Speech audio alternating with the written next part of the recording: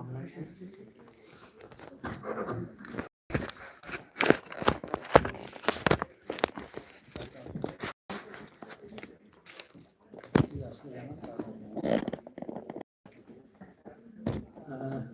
afternoon, ladies and gentlemen. I have been a teacher for more than about 4 decades, and I understand how difficult it is to draw the attention of the audience after the lunch. So we will agree. In Bengal, what we call bhadghum, it attracts. Anyway, the topic as chosen is natural flood management. Natural flood management means how we can live with flood. The Bengal Delta had its age-old culture to live with floods because it is inherently flood-prone because of its location, because of the rainfall pattern, and also being located at between Himalaya in the north and Bay of Bengal in the south, also a large deltaic plain. This area is obviously subject to flood. But flood here had never been an unmixed feeling because flood has many ecological role to play here. Say, it is a sediment dispersal mechanism. Whatever sediment load carried by the river, the river has a tendency during the flood to disperse the sediment load all over the floodplain and renew the fertility of the soil. That's why this land has always been described as most fertile land, not only the country, but one of the most fertile in the world. And if you look at this deltaic plain, this had not necessarily entire part of this land is flood prone, but about 53% of North Bengal and about 43% of the South Bengal deltaic plain is subject to recurrent flood. I will just show you in one image. This is, if you look at this, in the north, the North Bengal plain below 150-meter contour, drained by Mahananda, Tista, Joldhaka, Tosra, is subject to flooding. My friend, Director River Research Institute is here. I will leave some part of my deliberation for him and try to restrict on the issues how the indigenous knowledge developed by the people here help them to live with flood. If you look at this image, on the western side we have Chotanagpur Plateau. The area below 35-meter contour, or rather the area lying east of 35-meter contour, is subject to flooding. And I remember 1978 flood. I can also remember 2000 September flood and many other floods we have experienced during recent years. If you look at these images, almost entire deltaic plain is somehow maybe inundated. And incidentally, it is the most densely populated and agriculturally productive region. Sometimes in official level, it was advised by the Honorable National Green Tribunal that this flood prone should be made clear and you should convert it into biodiversity park. And myself and Vivas argued that this is something else because about 80 million people are living here on the floodplain and they always learn to live with flood. We have two kinds of flood.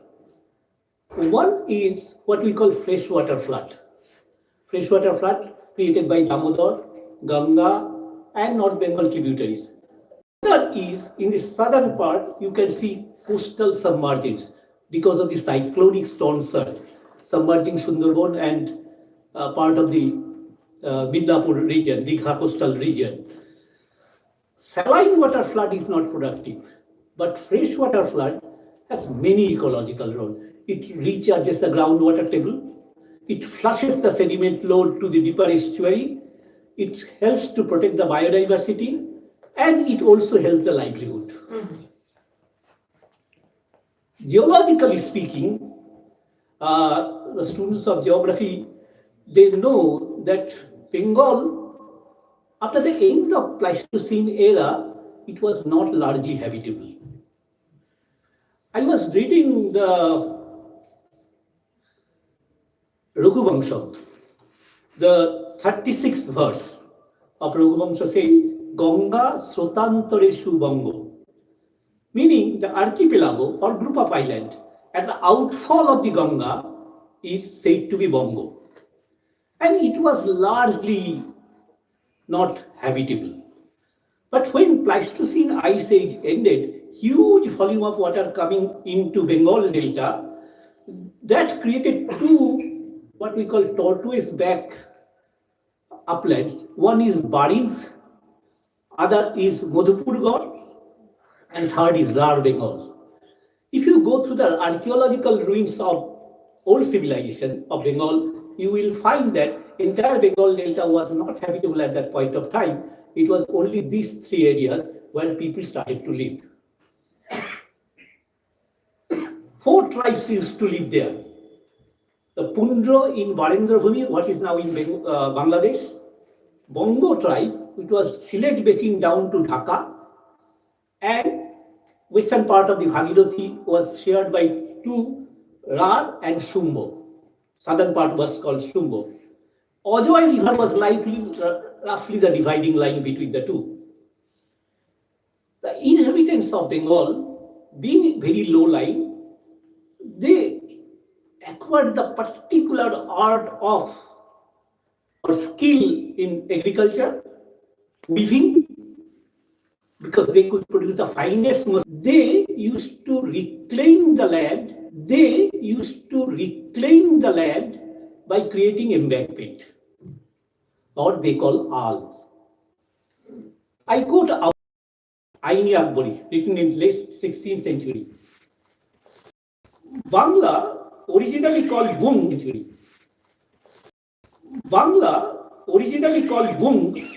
it derived this kind of embankment they used to create along the. So Bung, Bongo, and Al, meaning embankment, were combined to create a term what we call Bengal today.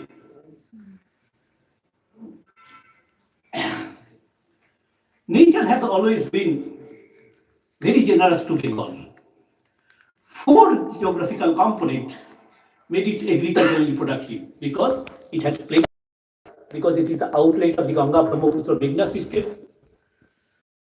2, the river carries sediment load here, huge sediment load. 3, it has bright sunlight.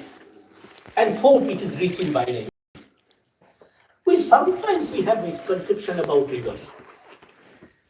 Normally we believe that river has a source, river has the outfall, river has a right bank, river has a left bank. But rivers in Bengal is something more than that. It has a floodplain. It carries huge sediment load. That's why it is different from what we see in Europe. So the planning work is successful in Europe, I am afraid will not be successful here, because rivers here are massive. And if you look at the discharge hydrograph of this river, I mean the flow, monthly flow average. I remember on 9th of September 1998, Farakka barrage recorded 2.7 million cubic, 27 লক্ষ cubic, while the bankful capacity of the Ganga is about 1 million cubic.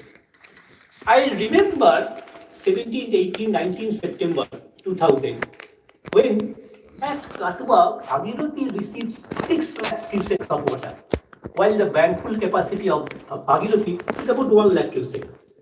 So if you think that you can accommodate water within the cross-sectional area, you are living in fool's paradise. it must spill off. And that's why nature has created a series of distributaries. You will not find this kind of distributaries any other parts of the Ganga basin. Because in the lower reach, Ganga is described as Shatomukhi or of 100 mouths. I strongly believe that nature knows the best kind of engineering. It creates a new channel whenever it is required. So, if you think of the flood management without sediment management, I believe it is not possible also. So, flood self-prosperity in Bengal had always been interlinked.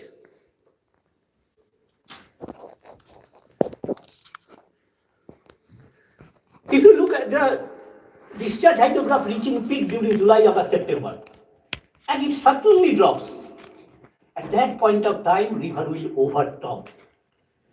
And that gives the fertility. And I again quote Abul Aini Akbari. It says that most rivers of Bengal have their banks cultivated with rice, of which there are a variety of species. The Bengal Delta has 4,000 varieties of rice. Now, in River Research Institute, my friend said it is about 357 or 400 remain. The soil is so fertile in places that a single grain can produce 2 or 3 shades, which is almost equivalent to kilogram. Vegetation here is extremely rapid, so that as fast as water grows, জল যত বাড়ছে ধান গাছও তত উঁচু হয়ে উঠছে. This had been the culture of Bengal. It is written by Abul Fazl in the Aini Akbari. Everything changed after mid-18th century, when colonial rulers thought that we can achieve freedom from flood. At that point of time, Bengal was thought to be the most prosperous land of the country. And here I quote Bernier in 1666. He writes, Egypt is represented in every ages as the most productive land in the world. But visiting Bengal twice, I am convinced that Bengal is the most productive land in the world, and it is linked with our flood. That's why people living here on used to welcome the flood, but not that which is disastrous. Earlier, the flood had been of about 2-3 days duration, but everything changed when a colonial development model, which I strongly believe was inappropriate for the Bengal Delta, was superimposed on this topography. The first river which was tamed was Damodar. Damodar is a very unfortunate river. You will not find a single river in the world which is so rich in mineral resource in its upper region, and lower part, it is so productive that Hamilton says that no other portion of the territory of Hindustan can be compared with the lower Damodar in agricultural productivity. It is because of the flood of the lower Damodar that made because flood carries the sediment load, that is the nutrient. But considering the security of GT road, railway line, the British engineers first embanked the Damodar. And they describe this river as sorrow of Bengal. I'm not surprised by that, but I'm surprised that we continue to teach our students, even after 8 decades of independence, that Damodar is the sorrow of Bengal. The river that gave prosperity, that produced a land which was described as the paradise of India, was described as sorrow of Bengal. And we continue to teach.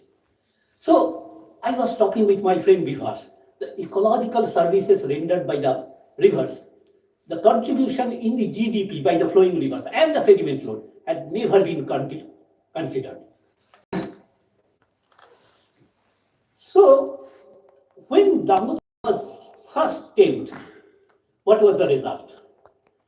The land which was the most productive could feed entire Bengal after 4 years of embanking the Damodar, it experienced famine. And when the railway line was also extended over the Bengal Delta, and they borrowed the soil from it to create a high embankment, everything changed. The days they created for that became the breeding ground of the malarial mosquito. And there was a large-scale epidemic. So flood, epidemic, and colonial development model were interlinked.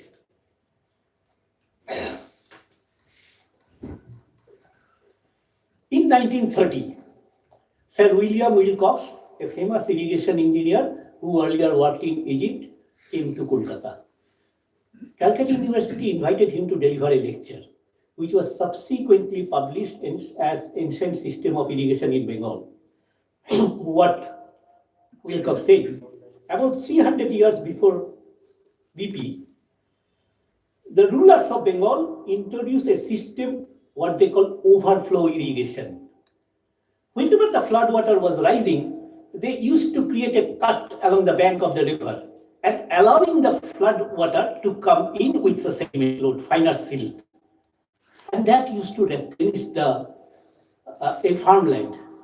And sometimes crocodiles also enter into the village. That's why the common saying in Bengal still goes on. So in saying there are geography, there is history. So this paradise of India gradually declined when we started to tame it with an inappropriate engineering technique.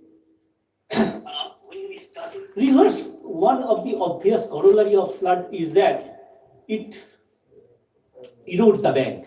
Because it is soft soil, it has a tendency to laterally oscillate. It erodes one bank and deposits the sediment load in the other bank.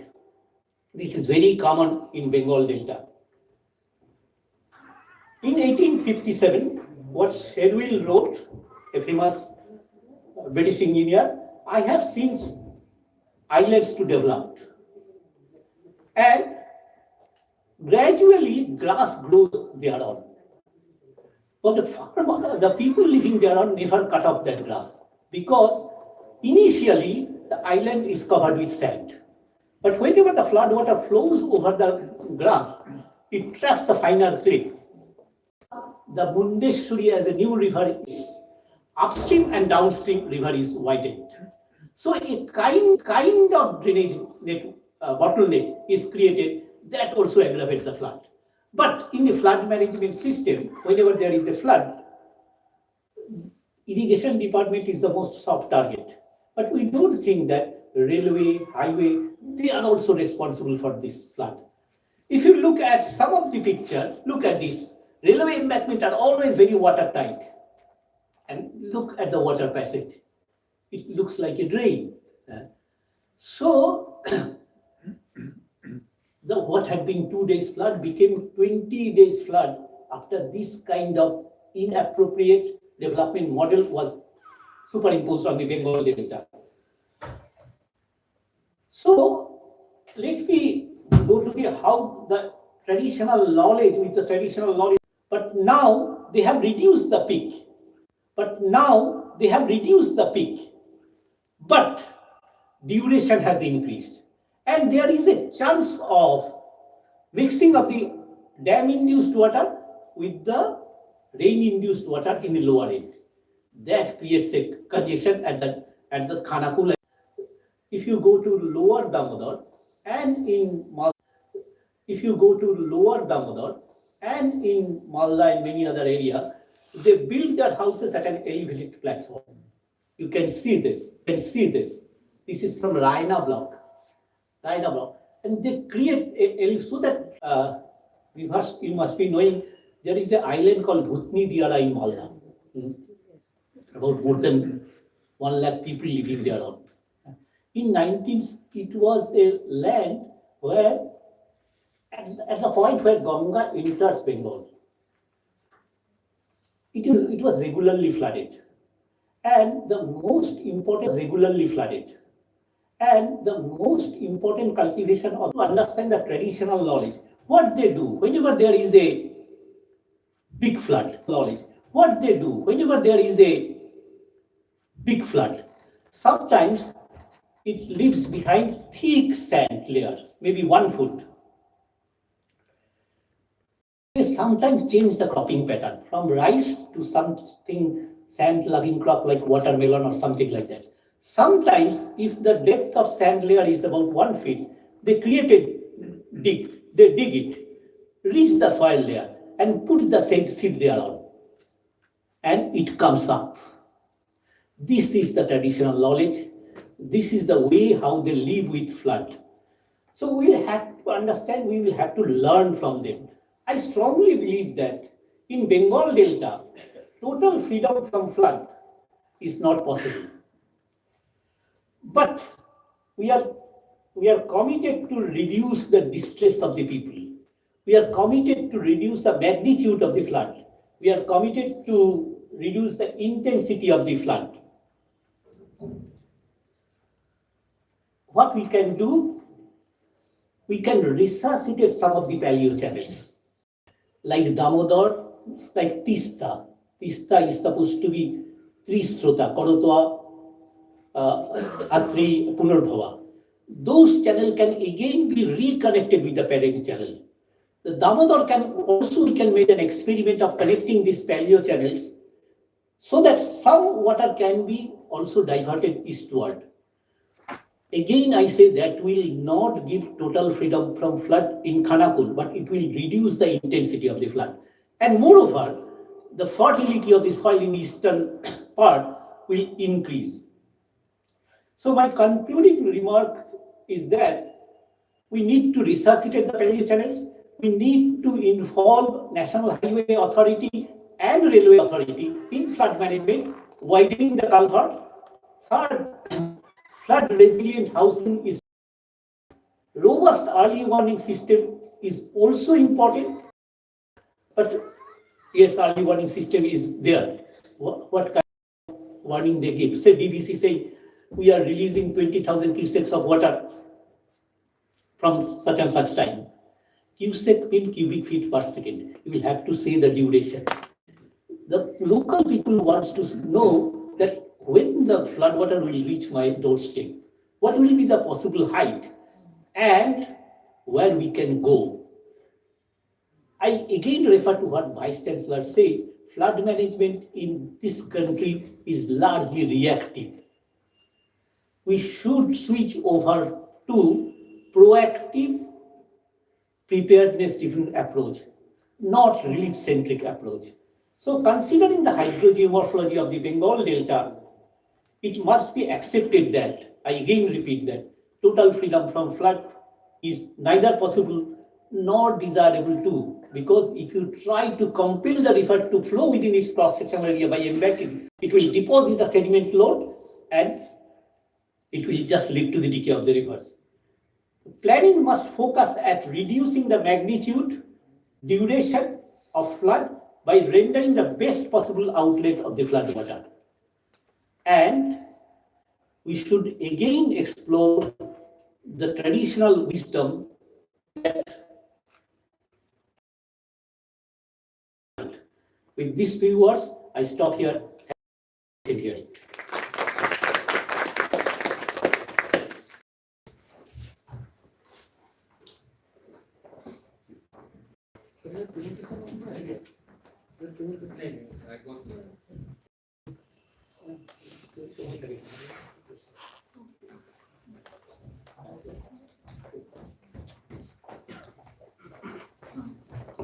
We can now open the podium for questions. Do we have any questions for sir?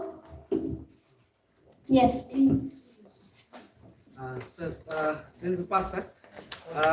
So what I was wondering is, so in this whole perspective that you presented on floods, how would you place the so in this whole perspective that you gave on floods, how would you place agriculture in West Bengal, especially given the fact that we produce food crops more, we are rice producing state. So do you think that it's important to diversify given the water needs of some of these crops? We produce two kinds of rice, mainly in Bengal Delta. One would what we call amon, largely wet season crop, and followed by one boro dry variety crop, which is normally planted in December, harvested in April. This issue is that almond or kharif crop is the backbone of our food security. But what happened in Bengal Delta, I was working in the century scale climate change in Bengal Delta. There is a tendency of one delayed monsoon. The monsoon we expect between 8 to 11 June, but it often comes in the third week of June.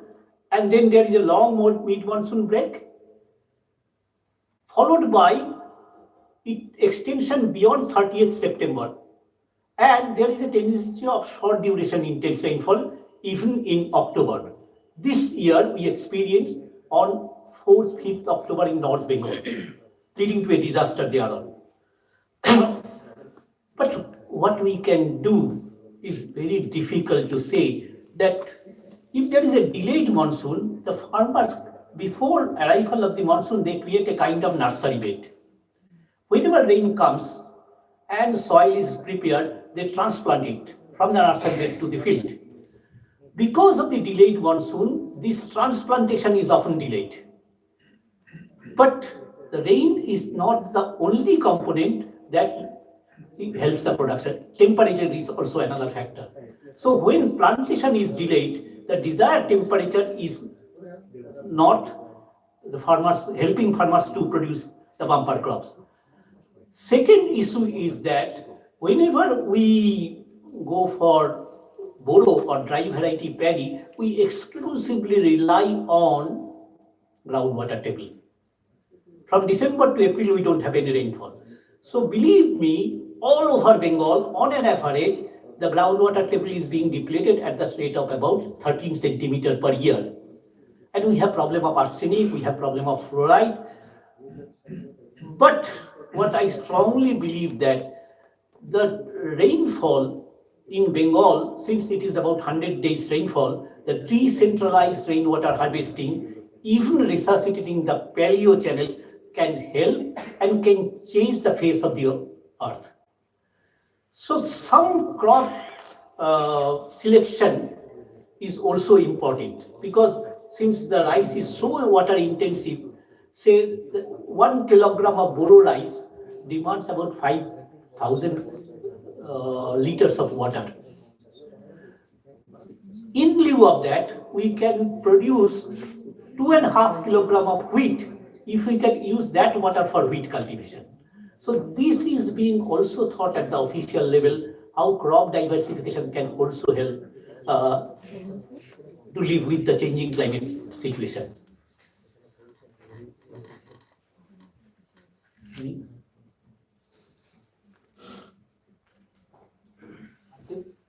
Sir, one question. Yes.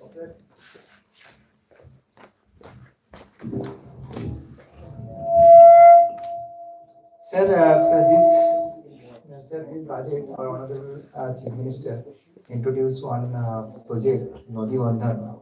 So we can, from Nodi Bandhan, we can collect all the paleo channel you actually explain in this one. And another thing we are introducing this year for dredging, no cost to government exchequer. From this tool, we can help the flood congestion in Bengal, in South and North Bengal also. So, sir, my one question is that is this two project is helpful to us for mitigated the flood, each or not? These are humble questions. We only believe that what we are talking regarding this kind of thing is what we call urban water logging. Urban water logging is something else than flood. If you consider the North Bengal flood and that of the lower Damodar flood, urban water logging is not the same thing. In case of, say, Kolkata Kolkata has an average height above mean sea level. In this site, it is about 3-4 meter. On Strand Road, it is about 6 meter. And the tidal, if you look at the tidal fluctuation of the Hooghly River, it may be more than 5 meter. Okay. So the British engineer rightly excavated some East Rhine Canal going to East Calcutta wetland, and it had acted as storage. But since the construction of the Eastern Metropolitan Bypass, it also acts as an embankment, does not allow the water to flow eastward. And moreover, just imagine 125 square kilometer East Kolkata wetland is restricted, where about 1.5 lakh population are living. And along this side, 205 square kilometer population is 4.5 million. Obviously, the urban stress on the East Calcutta wetland and is enormous. And you can see some hospitals, some schools, all looks like five-star hotel. They are growing along the Eastern Metropolitan Bypass. So I believe that program, the first program which Chief Minister did is Jal Dharo Jal Bharo on 2011. You can remember that it was the resuscitating program of resuscitating the old derelict pond. Problem is that the population has so grown, each pond, like the river basin, has a catchment area. That catchment area is so encroached upon, the runoff does not reach the pond in many cases. So that program did not work as we expected. But this program, your program of connecting upper and lower delta, and also Nodi Bandhan, can work if we can resuscitate the paleo channels like that of the Jamuna, Vidyadhari, Nuai, Suti, and many other rivers all over the Bengal. That may help to change the rural economy.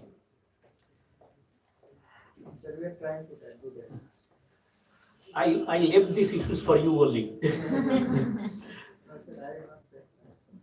Okay, thank you. Thank you so much, sir, for enlightening us with your thought-provoking and inspiring discussion. Your profound reflections have enriched us all. We shall now move to the second technical lecture of this conference. Let me now formally introduce our speaker to you. Shah Fazil is a professor of geography. He obtained his graduation and post-graduation from Rajasthan University in First Division. Later, he joined AMU and completed his PhD.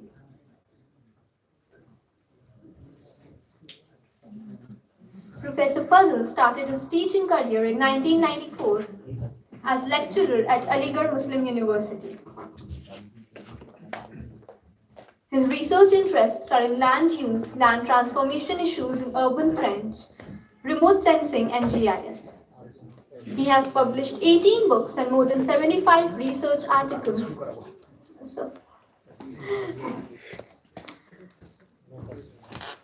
Thank you, sir. The podium is yours. Good afternoon. Thanks to the organizer that today have invited me, and I'll be speaking on climate change, agriculture, rural livelihoods, which I suppose a little off track from the theme on which the workshop is being organized.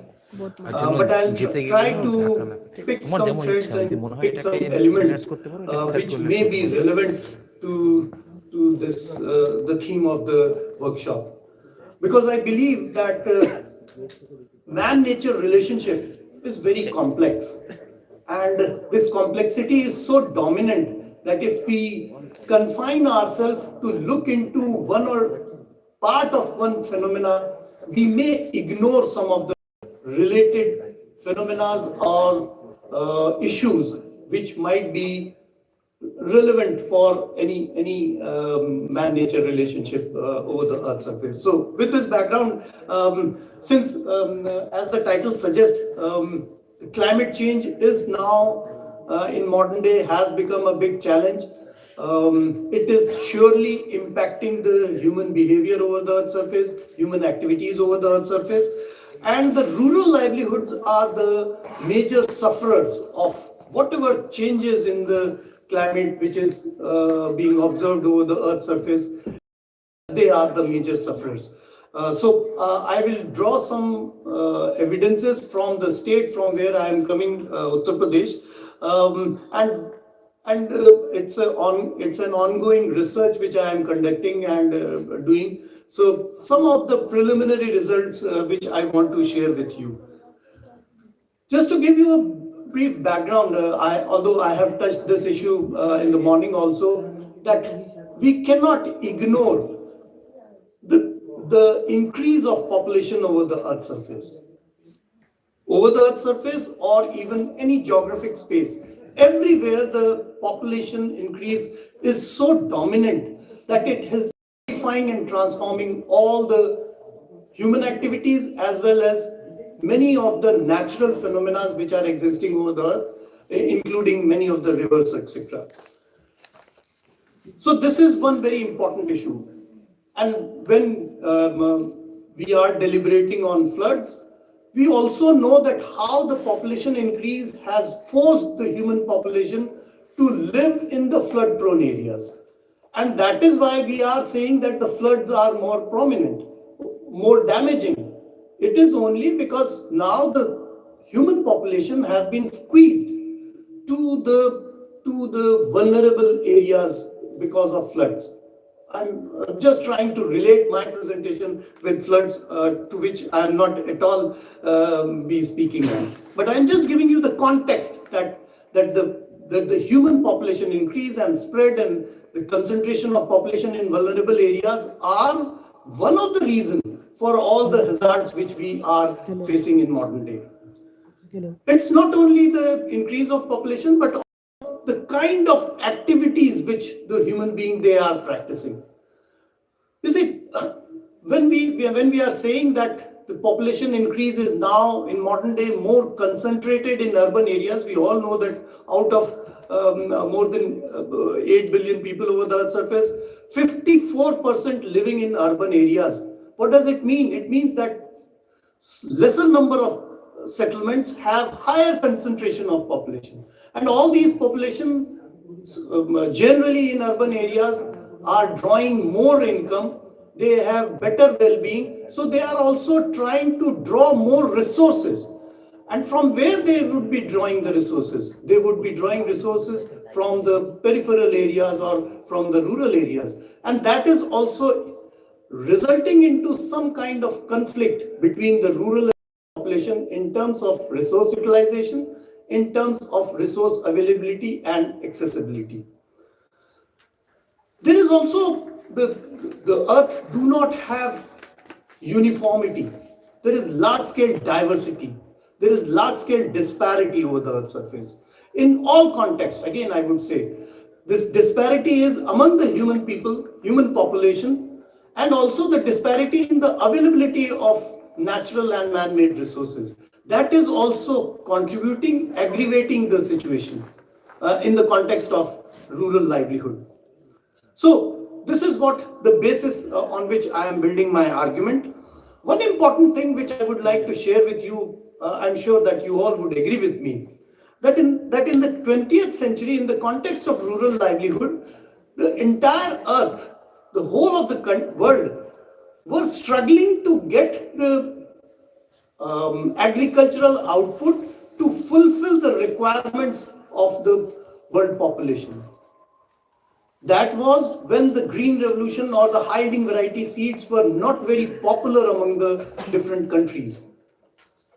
When the technology came into the agricultural sector, then it made possible to raise the productivity.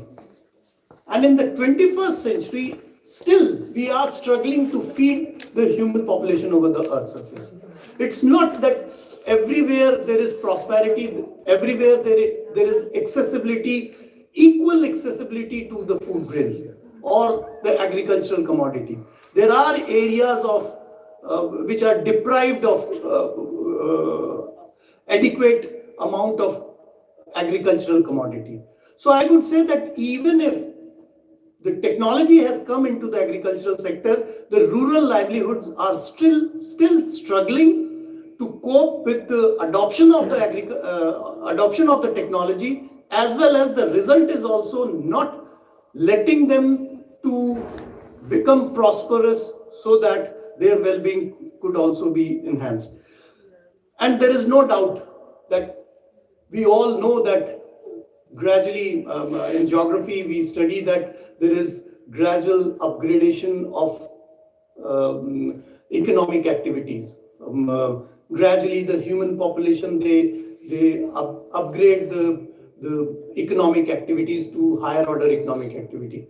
But still, the primary economic activity is important and crucial and critical for the humanity. And in that context, I would say that agricultural sector, the rural livelihoods would always be important for the human population over the earth's surface. I am saying this because rural urban distinction is made only or largely on the basis of what kind of economic activity is being practiced in these two settlements, rural or urban. So in that context, I am saying that the rural livelihood, agricultural activity is important for the survival over for the rural livelihood in every part of the earth. Now, I'm coming to the state of Uttar Pradesh. You all have good knowledge of the state of Uttar Pradesh. I would say that it is traditionally an agrarian, it has agrarian economy. From very beginning, we have many perennial rivers, very sacred rivers flowing through Uttar Pradesh. So it's a land, Gangetic Plain is known for agricultural activity and rural livelihood. But there is another distinction which makes it different from other states of our country, India. It is one of the most populous state. And what kind of population it has? It has about 240 million people. That's substantial. Moreover, you see, despite of I showed you in the previous slide that it is the seat of governance, and when I say that the state was seat of governance for the country, it means that they had scope of development, large scope of development in the state. They have developed a lot, but still I would say that it is still far more dominated by rural population, rural activity than any other activity or so that way I would say that rural dominated, that means it is less developed in the context of livelihood option and the economic activities. You look into another statistics which I am projecting, that is there is extreme dependence on agriculture. It is not only that there is diversification of economic activities in rural areas. It is still very predominantly dependent on agricultural sector.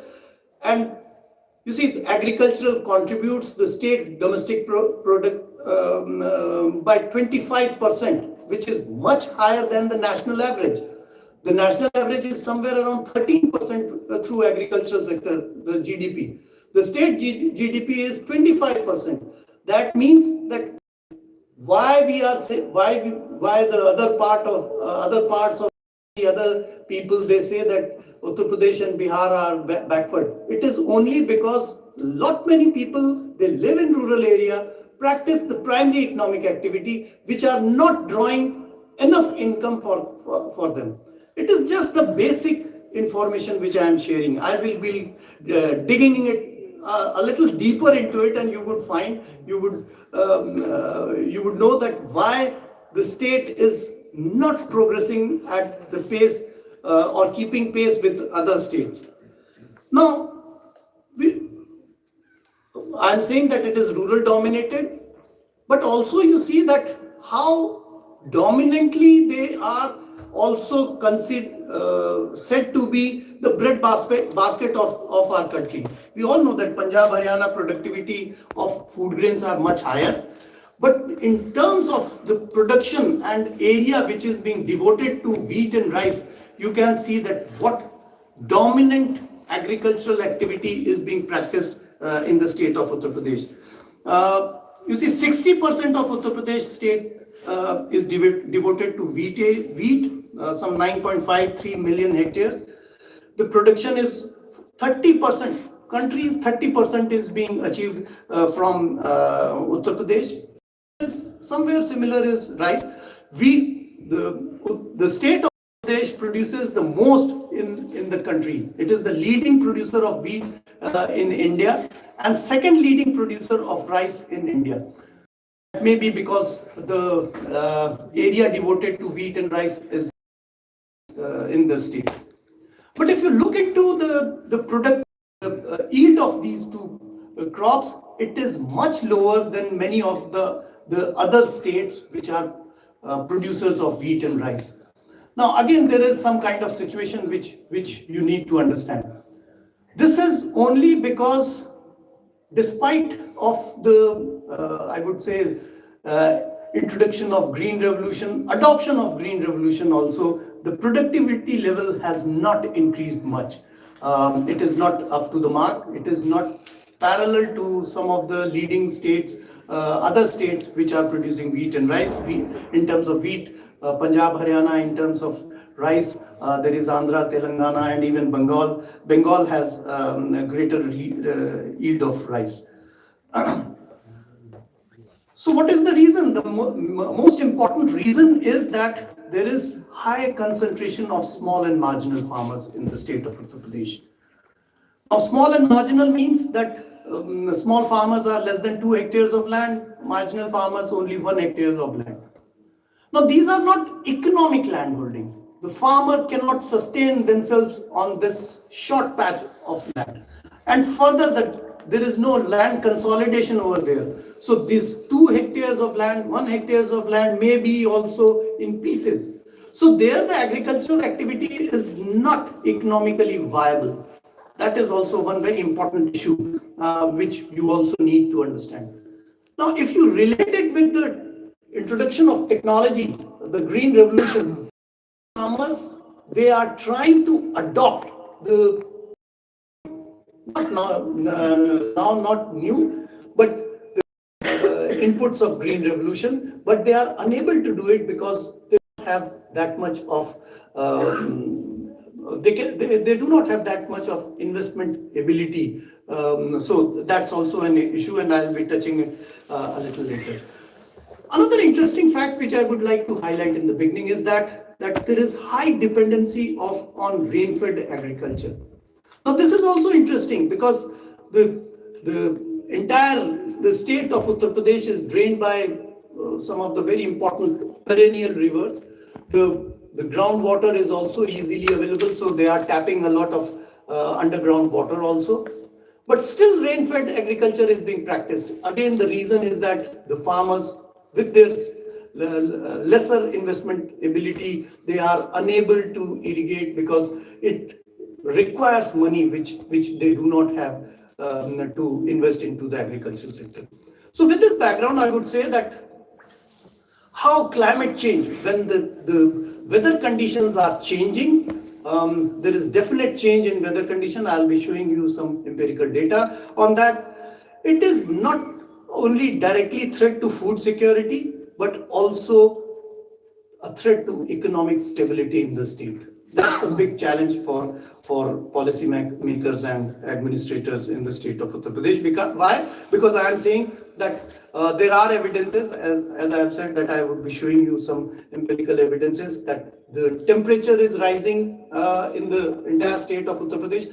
One more point which I would like to put before you here, that when I studied the data, climate change data, I found a lot variations within the state because the state is geographically quite large. So I divided the whole of the state into 5 regions because the variations were so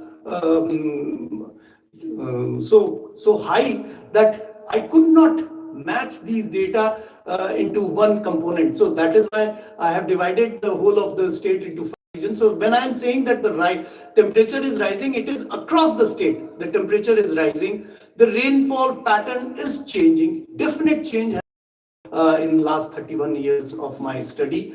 And not uniform. In some areas, the change was more dominant. The rainfall was more higher, and areas the rainfall was lesser than the normal. So that there is decrease in rainfall, and there is also erratic behavior of rainfall, which all of us, we are familiar in modern day, that in last 10-15 years we are finding that the rainfall pattern is changing a bit. The monsoons are getting delayed, so the cropping seasons are also delayed, and when the seasons are delayed, the inputs which have already been put or which has to be put into the farms, they are being affected. So in that context, I would say that it's also a big challenge.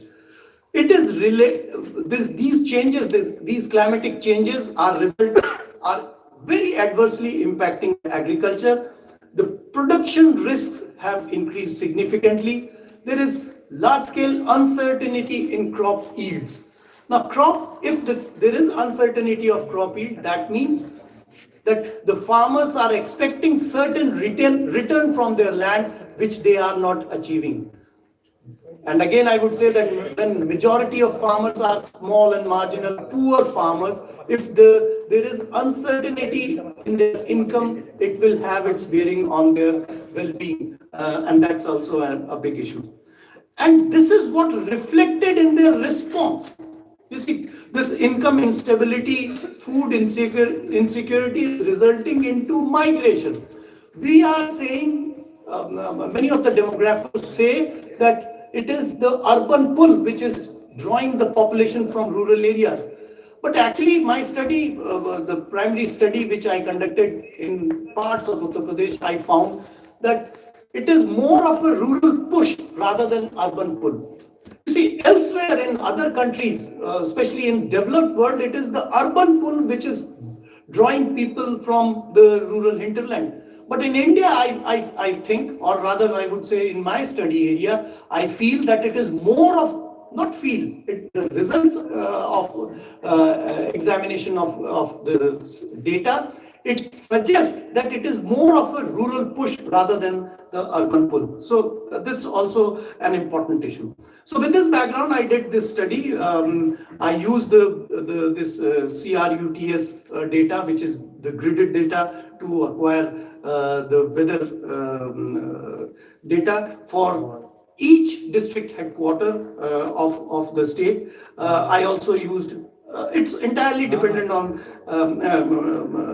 secondary data, although some primary data have also been used, but in this study it is all the secondary data which I am trying to portray with you. I did some statistical techniques also. I'll be discussing it a little later. And the point here is that I tried to find out as to how the climatic change data, I can relate it with agricultural activity, where I have taken only two important crops of two seasons, wheat and rice.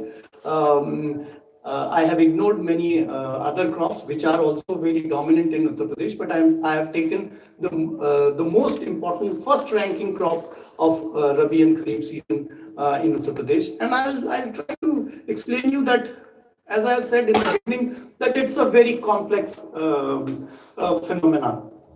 So I know that if I would say that the changes in agricultural pattern is because of changes in weather pattern, most of you would not agree with sidelined and only the weather element factors have been used. Weather element were used in my study, and also then after detrending the data, I tried to find out the correlation between the weather elements and the agricultural production data. I used temperature as one of the important weather data for my study, where I used mean temperature, maximum temperature, and also minimum temperature. All three different type of temperature, different kind of temperature have their impact on agricultural activity. So I have taken all three, and also I took the precipitation rainfall for my study. These are the data. there is definite increasing trend for all three types of temperature, and there is definite decreasing trend of rainfall, but not across all the regions of the state of Uttar Pradesh. I'll be coming to it a little later.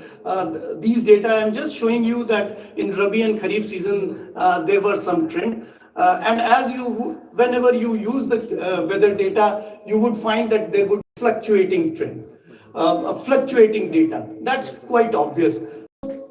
This does not give us the clear mandate for saying that there is a climate change, but when we look into the trends, we find that there is definite increasing trend in the temperature and definite decreasing trend in the precipitation for 30 years, at least for 30 years. If I can stretch back to the longer duration of period, in some cases I have found that this trend is continuing, and it is even more pronounced if you increase the time period. So that way I would say that I have taken, and that is substantial enough to prove my argument, at least for me. So what are the important trends? I have found that the mean temperature during Kharif season is increasing, but this, as I have said, are not consistent across the various districts of the state, but definitely in the western part it is more prominent. And if you can see that although the figure is not so large, but 0.029 degrees centigrade annual increase have been observed. It is annual, but if we look into collectively for the 30 years, the temperature, the mean temperature figure is substantial enough. The same is with the minimum temperature. Now here I would say that this minimum temperature increase is both for both Rabi and Kharif. Minimum temperature increase is both for both Rabi and Kharif season, and again, as I'm saying, that Western Uttar Pradesh is observing the minimum, more increase in minimum temperature. The maximum temperature was also found to be rising. So as I have said, that all three types of temperature, different type of temperature data, it suggests that the temperature is increasing in the state of Uttar Pradesh. And this, you all know that everywhere it is being said that the global warming is happening. So in a smaller geographic space of India also, we are observing that the temperature is rising, at least in this 30-year period evaluation which I have done. Now another important thing which I would like to highlight is that during Rabi season, the temperature rise is about 0.87%. If you see, in last slide I showed that in the winter months, in western Uttar Pradesh had increased, minimum temperature increased by 0.9%. The maximum temperature is 0.87%. So it's almost touching 1 degree increase in minimum and maximum temperature. However, the mean temperature is not so high. Mean temperature lies somewhere in between 1 degree and it is around 0.5 degrees centigrade. If we look into the precipitation pattern, it is decreasing. It is not only decreasing, but the rainfall period has squeezed, and the monsoon months have been delayed. That is what the general outcome of my analysis, which I can say. So I would say that one of the inferences which I am drawing from it is that all these changes in climatic variables, especially during Rabi season, have been very detrimental for wheat yield and production. Now, when I say that wheat yield and production, it is decreasing, the area is also being affected. Why? Because the farmers now, they are abandoning their agricultural activity, because they are, as I've said, small and marginal, the number of small and marginal farmers are higher. So they are abandoning the agricultural activities. So the area is also gradually is decreasing. one interesting fact which I would like to highlight here is that we may not call it as fallow land as it used to be in the past, when the land use data is being taken up. Still, the government of India or the agencies which are collecting the data, they are putting it as vacant land. I would say that these are more of a speculative landholding. And one of my earlier studies suggests that all these vacant land, irrespective of the fact that whether it is in the near the urban area, I mean peri-urban area, or even in the interior rural areas, everywhere the abandoning of land is more of a speculative landholding, which is waiting for increase in land value so that the farmers can use it for other than agricultural activity, because the land value would be greater, higher when it is being abandoned rather than if it remains in agricultural sector. That kind of situation is there. This is only my observation which I wanted to add into this particular. Now, I have showed you the graphs for weather conditions, weather data, temperature, rainfall, etc. Here are the wheat and rice area. It's about wheat, and in another slide, in this slide only, there is also rice area. Again, you would see that it is fluctuating. When I try to correlate it, whatever weather conditions are happening, it has its implication to next year also, while they were allocating land for wheat and rice. So that's also an interesting situation which I would be dealing a little later. And this is showing the area production yield of wheat, and similarly the rice would also be there.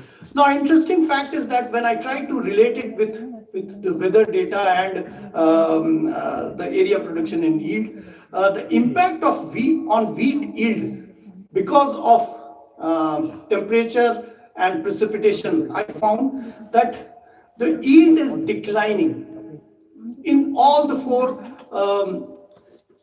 regions of the Uttar Pradesh, and it is some 164 kilogram per hectare on an average. In Western Uttar Pradesh, it is declining. Now you see, this is very interesting. Western Uttar Pradesh has adopted the Green Revolution, the inputs of Green Revolution very effectively. The farmers' conditions are better off in the Western Uttar Pradesh. And despite of this fact, and also the natural conditions are favorable for agricultural activity. Farmers are progressive. They are doing agricultural activity with putting a lot more efforts into the farms.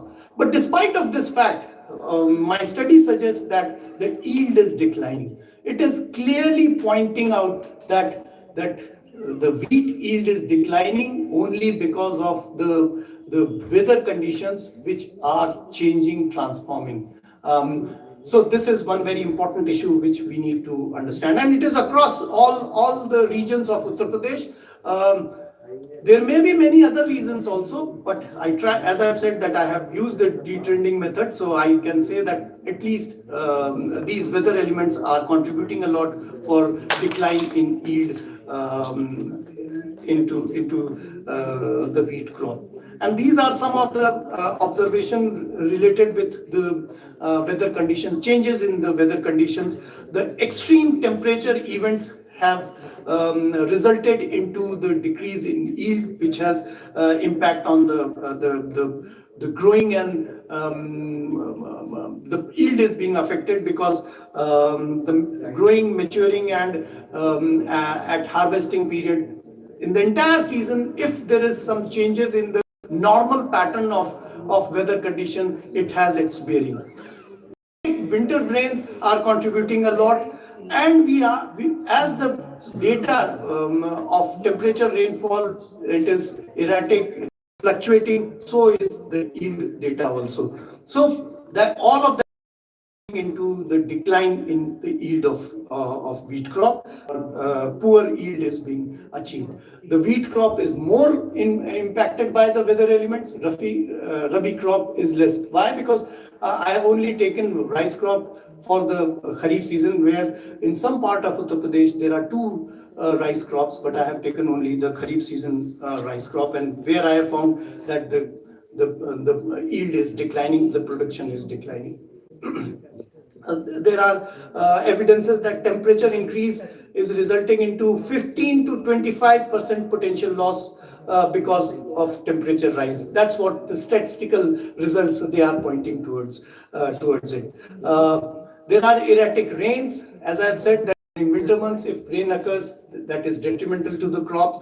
For wheat, at the harvesting period when the rainfall occurs, that is again very detrimental. So, and at times and at places, there is also occurrence of floods and shortage of water. That is also contributing. Not only that, these variation in temperatures, they are also resulting into pest and disease proliferation, where warmer winter months allows pests and insects to survive, and that is also contributing to the loss of the production there. There is also evidences of soil degradation across the state. If I can relate with the climatic variability with agrarian performance, as I have said, that both rainfall and temperature, they have detrimental impact on the crop productivity. Now I'll come to the another aspect of my presentation, which is about the sustainability of rural livelihood. You see, when I say that the state has more small and marginal farmers, can you believe that 93% of the total land holdings in the state, they are uneconomic? So at the beginning itself, the farmers are under threat. They are facing great challenge of their survival. So from where the sustainability will come? When at the start of their activity, they know that they are under threat, great threat.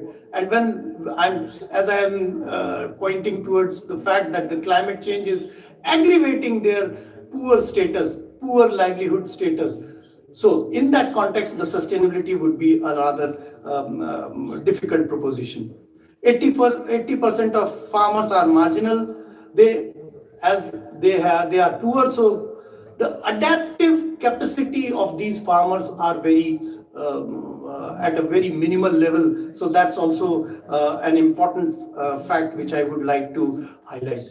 You see, we talk a lot about the technology. We also talk about the climate resilient technologies. But the access to this technology is not so easy for majority of the farmers. So in that context, I would say that rural livelihood sustainability is a big challenge, a big threat to the economic stability of the state.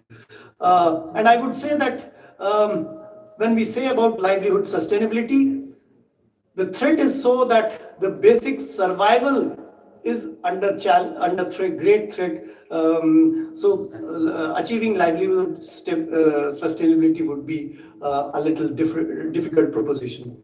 Another statistics which I have highlighted, you can see that half of the marginal population, marginal farmers, they have only half of hectare of land, which is too small to survive. So rural livelihood sustainability is a great challenge and threat. So I would say that with this background, I would say that climate change is not a livelihood challenge. It is more, I would say, building resilience is not possible without addressing core issues which are related with rural livelihood in a big state like Uttar Pradesh. So I have touched this very quickly. I will say that impact on agriculture, the core livelihood activity is under great threat because of very little changes in the weather pattern. The erratic rainfall is a big challenge for agricultural activity. Rising temperature is equally detrimental to the agricultural activity. Extreme frequency events are also very detrimental to the agricultural activity. Here I would say that extreme frequency event also include excessive rainfall, because we have seen, I haven't explained the weather data, especially rainfall. At times we have normal rainfall for that particular region, but that rainfall is confined within 2 or 3 days, especially the Gorakhpur flood, or even the place from where I am coming, Aligarh, which has about 75 centimeter of average annual rainfall. We have seen that in some years 35 to 40 centimeter of rainfall occurs within 2 or 3 days. So that kind of excessive deluge kind of rainfall when happens, it does not help the agricultural activity. It actually adversely affects the agricultural activity. So for rising temperature for a short period of time, even for a short period of time, it has detrimental impact on agricultural activity. So I am saying that the erratic behavior is one very big constraint. I will also try to highlight the impact on water resources. You see, on an average, 60 centimeter of groundwater table have gone down. You see, that portion, that part of that geographic space is being drained by perennial rivers, and there the kind of water which is being drawn from the underground water table is excessive. This is 60 centimeter is average waterfall. The place from where I am coming from, we have lost about 150 meters of dropping down of underground water table. So that kind of impact on water resource is also very detrimental to the agricultural activity. Why? Because for agricultural, when there is erratic behavior of monsoon, the farmers have to rely on the underground water and have to spend a lot more money on the irrigation. One more point which I would like to highlight, you see, all these high-yielding variety seeds, they work only when they have assured inputs. Assured input means when the crop requires water, the farmers cannot wait for the rainfall. And in this situation where the rainfall and temperature conditions are behaving erratically, it has resulted into more investment in the farms, where the farmers are poorer and small farmers, so they are unable to cope with this kind of challenge. And it has also impacted the livestock, which is one very important component of income. Average farmer has an average annual income of about 8,000. Annual income is 8,000 rupees. You see, you can imagine that from where the well-being will come to the rural areas. Now, there is another interesting fact which I would like to share with you. The younger generation, they are abandoning the agricultural activity. Their social and economic life has been impacted so badly because of all these situations, that they do not want, and they are not in the agricultural sector. They are going for opening up a small shop. And if they remain in the agricultural sector, even in my primary observation, I have found that the young male farmers, they do not get married because they are involved in agricultural sector. And if they have a shop, they have better prospect of getting married. So that kind of social transformation churning is also going on, which is so critical and so disturbing, I would say, for the agricultural sector.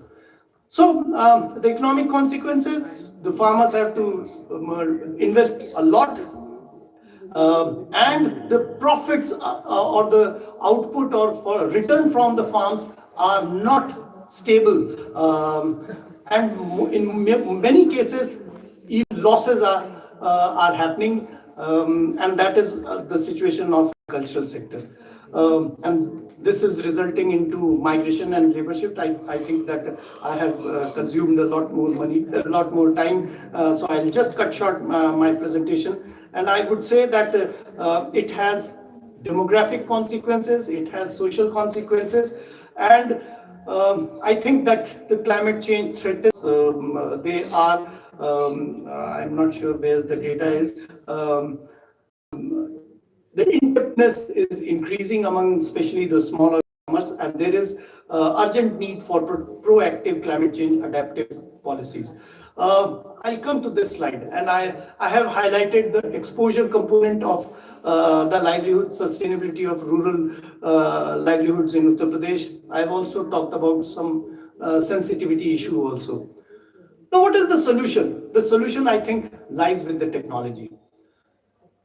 But the technology comes with some investment and some price, which the farmers, they do not have. So in this kind of situation, I would say that the governmental expenditure needs to be on the higher side for the rural sector also. Now, if you look into our planning and funds allocation in different 5-year plans and now in annual budgets, you would find that gradually the rural investment has come down. We have policies, we have fund allocation for specific programs, but not across all the stakeholders of a rural economy, and that is detrimental for rural society. Now, I would say that we know that we have evidences that in urban areas we have large gap between rich and poor, which was not existing earlier in the rural areas. Now we are finding that the gap between rich and poor in rural system, rural society also, this gap is enlarging. So we need to have greater investment from the government for the rural sector. That's what I am proposing. We should have measures for increasing the income of the small and marginal farmers. I know that it is very easy to say, but very difficult to achieve. But yes, we need to have some kind of policies where the small and the interests of small and marginal farmers should be protected, because the number of households from small and marginal are much higher than any other kind of farmer. So in that context, I would say that it is very important. The schemes like PDS should be strengthened more. Yes, I know that we all are familiar that there are many efforts, but again, I would say that it needs to be strengthened.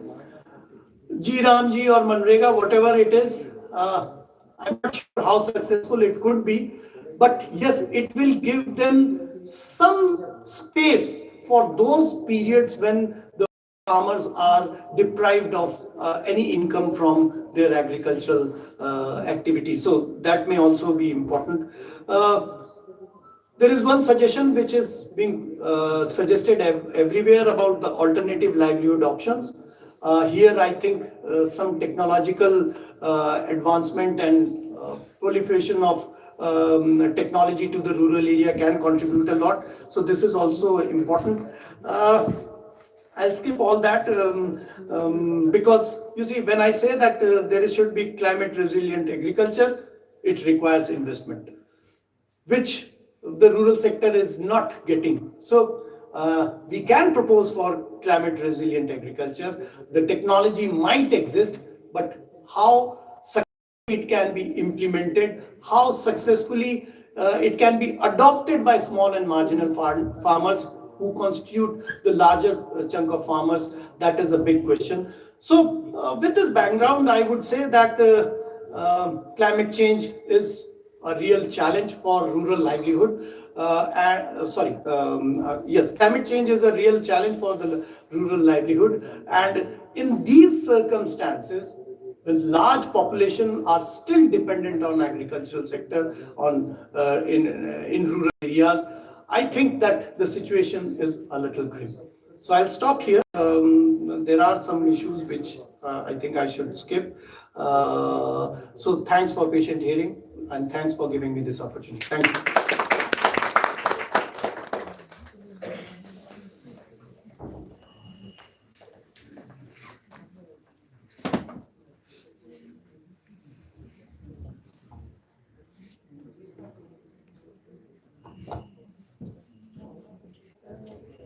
We extend our deepest gratitude to Professor Shah Fazal for sharing his intriguing and insightful thoughts with us. Sir, we remain indebted to you.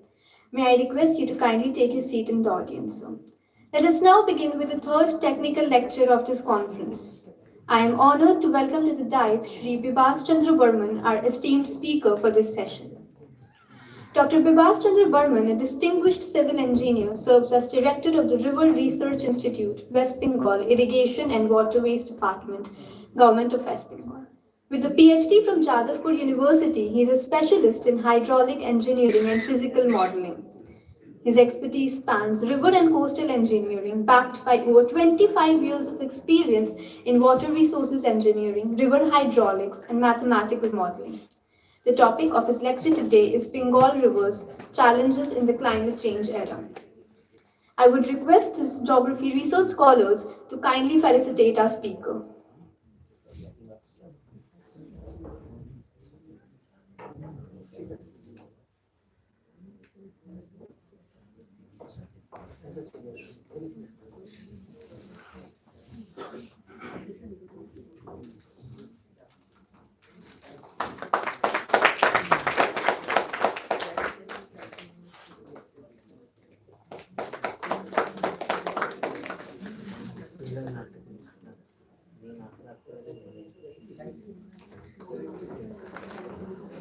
The floor is all yours, sir.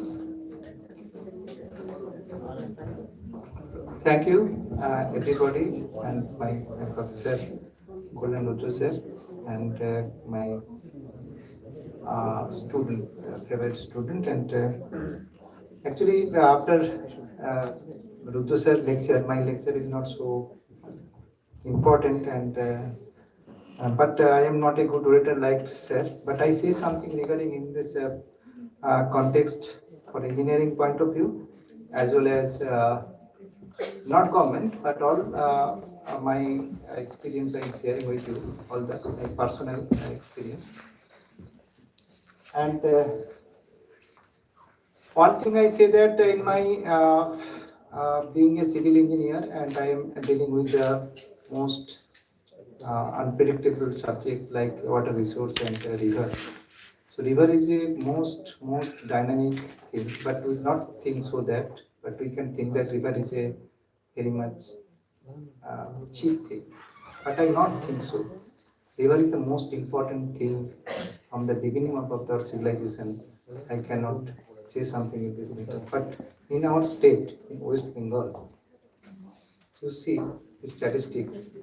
Without river, our life is not being fulfilled. So river is everywhere, but we are neglecting river every day, every moment. So I request you, please kind respect the river and say something for the rejuvenation of river and achieve this river. One thing is that, such as rightly said, the climate change. You see, 1967 to 2005, only 48 cyclone is experienced in the Bengal Delta. But 2006 to 2025, 40 numbers of cyclone is experienced in this region. So I can say this statistic is say something what will be happening in future. For a cyclone, for Bengal and Delta is affected very much, but for UP, Bihar, Jharkhand, they bring enormous amount of rain to pour this region and they fertile all this region, except the river coming from the Himalaya throughout the year.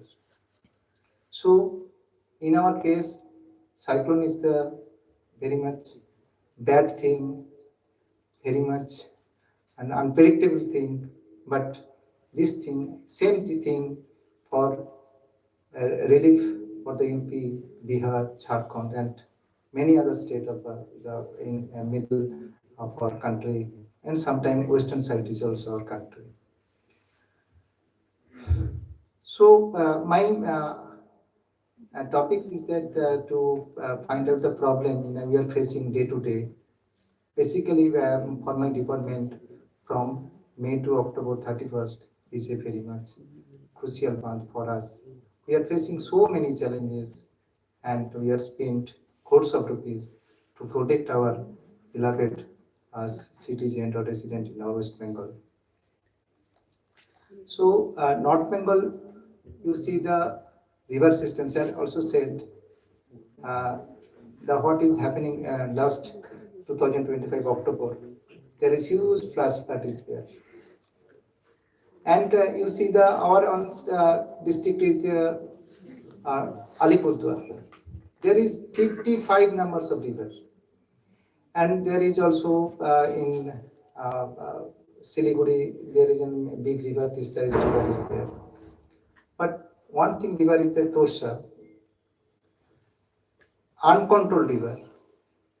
But this river is coming from the Bhutan, and river bring water, not only water, but also huge amount of sediments, I also say. But in North Bengal River, this sediment, we cannot say sediment, we can say this is the debris. So, this huge amount of debris is coming with the water, but we are engineers.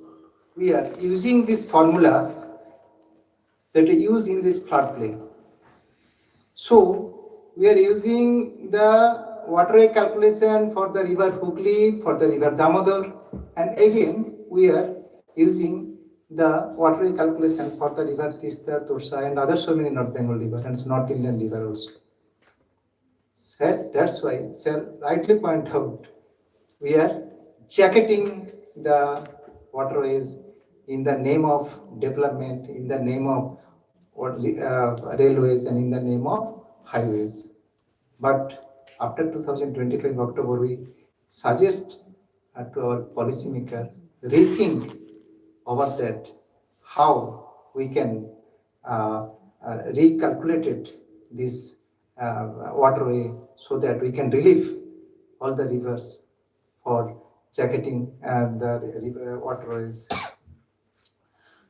So you see, during this flash flood, we observed that river velocity was 5 to 7 meters per second. Can you think? So in case of Ganga, one of the maximum velocity is there for 2 meters something. But in North Bengal River, we have experienced this time of velocity. So for any protection work, so I using the Dudia on PWD bridges collapsed. You see in television and on newspaper also.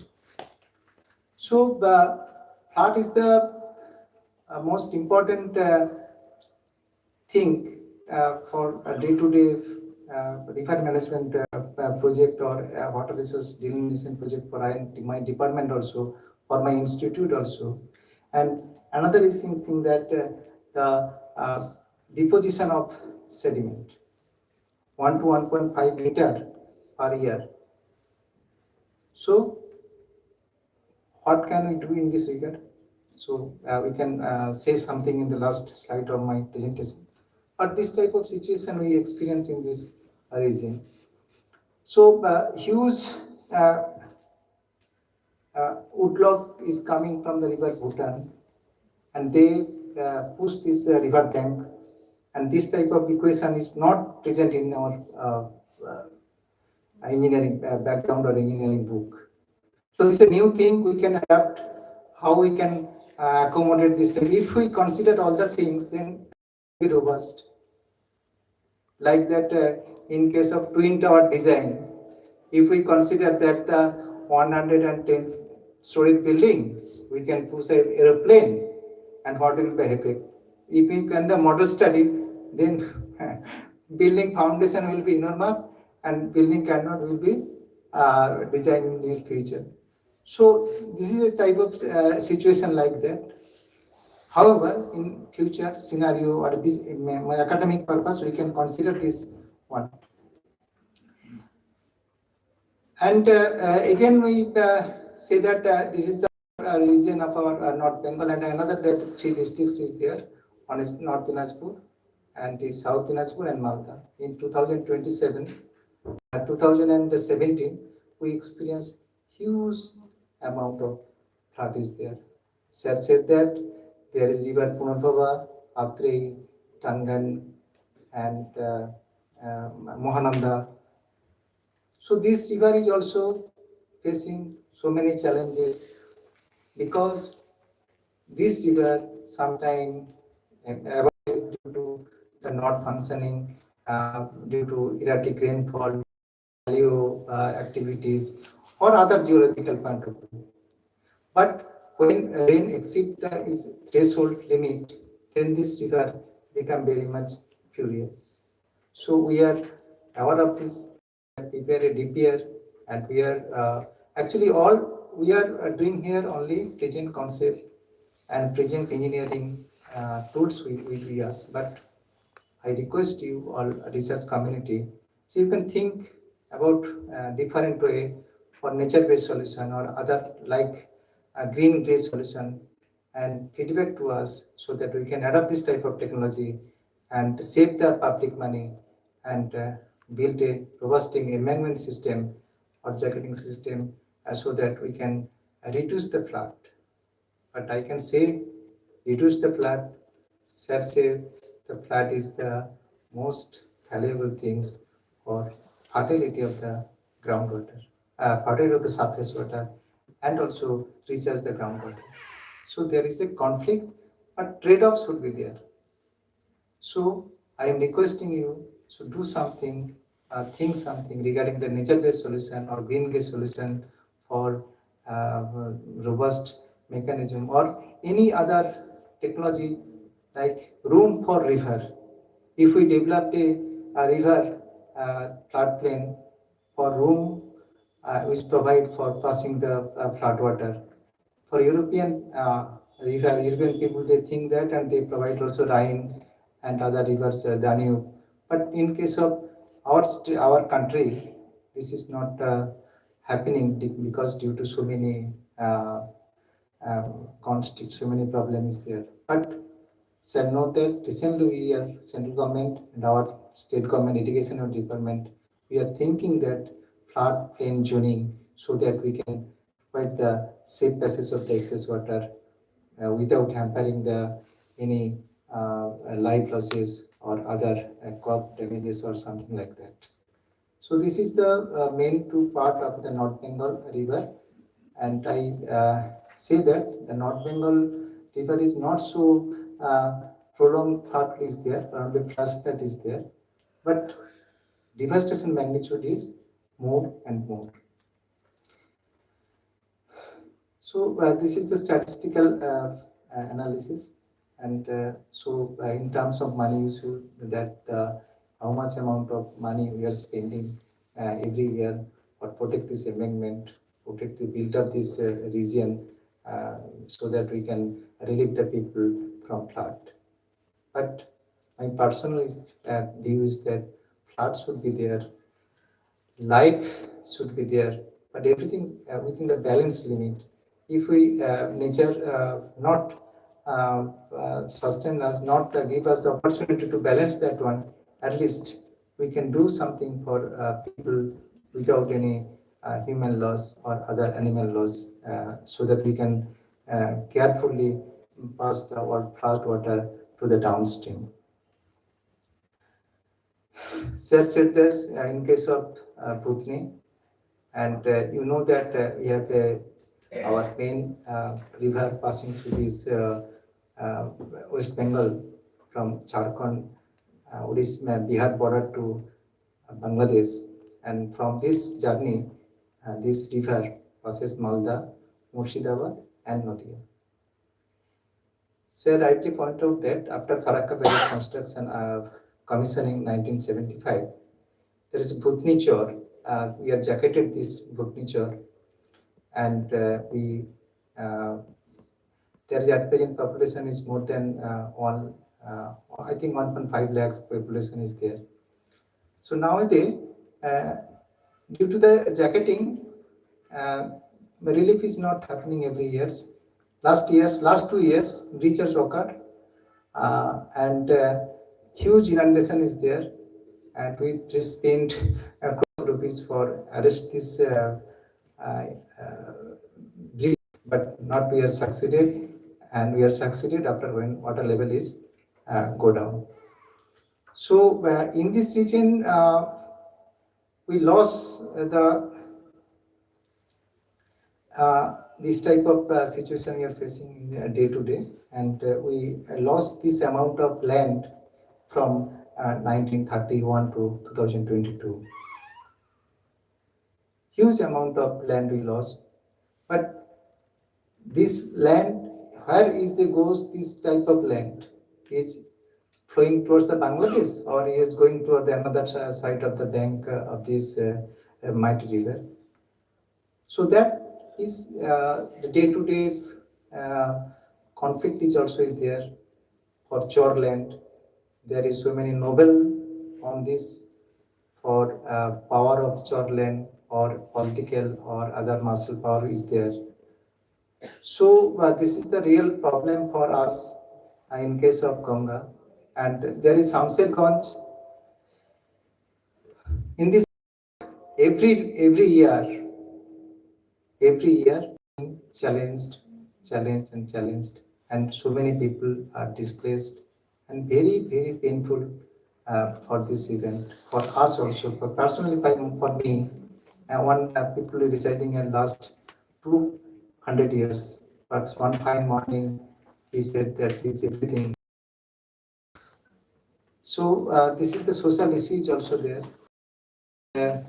Another thing is that for planning is also is there. Farakka barrage is there. From Farakka barrage, we can withdrawing 40,000 cubic of water every day for our Calcutta and our lower part of the Gangetic Delta. So this is the more is important for us. If we get the 40,000, what will be happening in the both sides of the Bhagirathi? There is about living 4 crores of people both sides of the Bhagirathi River, and there is so many industries there. So thermal power plant is there. So Farakka barrage something creates some problem or creating some opportunity. So this trade-off is there. So we should think about it, and I think our department prepare a master plan, and we send this proposal to the central government. Central government approves this proposal, but we are waiting for the money, huge amount of money, and not only money but technology. Not only for technology but also duration of what time. During flood, we cannot manage this type of huge river. Sir said that on an average annual discharge, maximum discharge, 15 lakh cubic or 12 lakh cubic every year, maximum 27 lakh cubic. So this huge amount of discharge, if you not see, you cannot believe this amount of discharge. Only we see the 1 lakh, 2 lakh discharge in Hooghly, or 3 lakh, 4 lakh discharge in case of maximum 3 lakh in case of Damodar River. So huge discharge is there, and Sir rightly said that the discharge is coming from 4 states, and huge catchment is there. They bring the sediment, and this sediment is very much important. Without sediment, we cannot think anything. But sediment laden water very much important for us and biodiversity for Sundarban also. But all sediment laden water maximum go to the Bangladesh.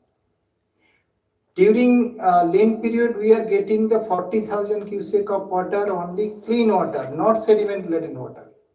This clean water again creating problem for, because you know that clean water never sustained. That's why see either accumulate, either take the soil from the both bank. That's why in the lean period you also tank erosion in Nadia, Murshidabad district also.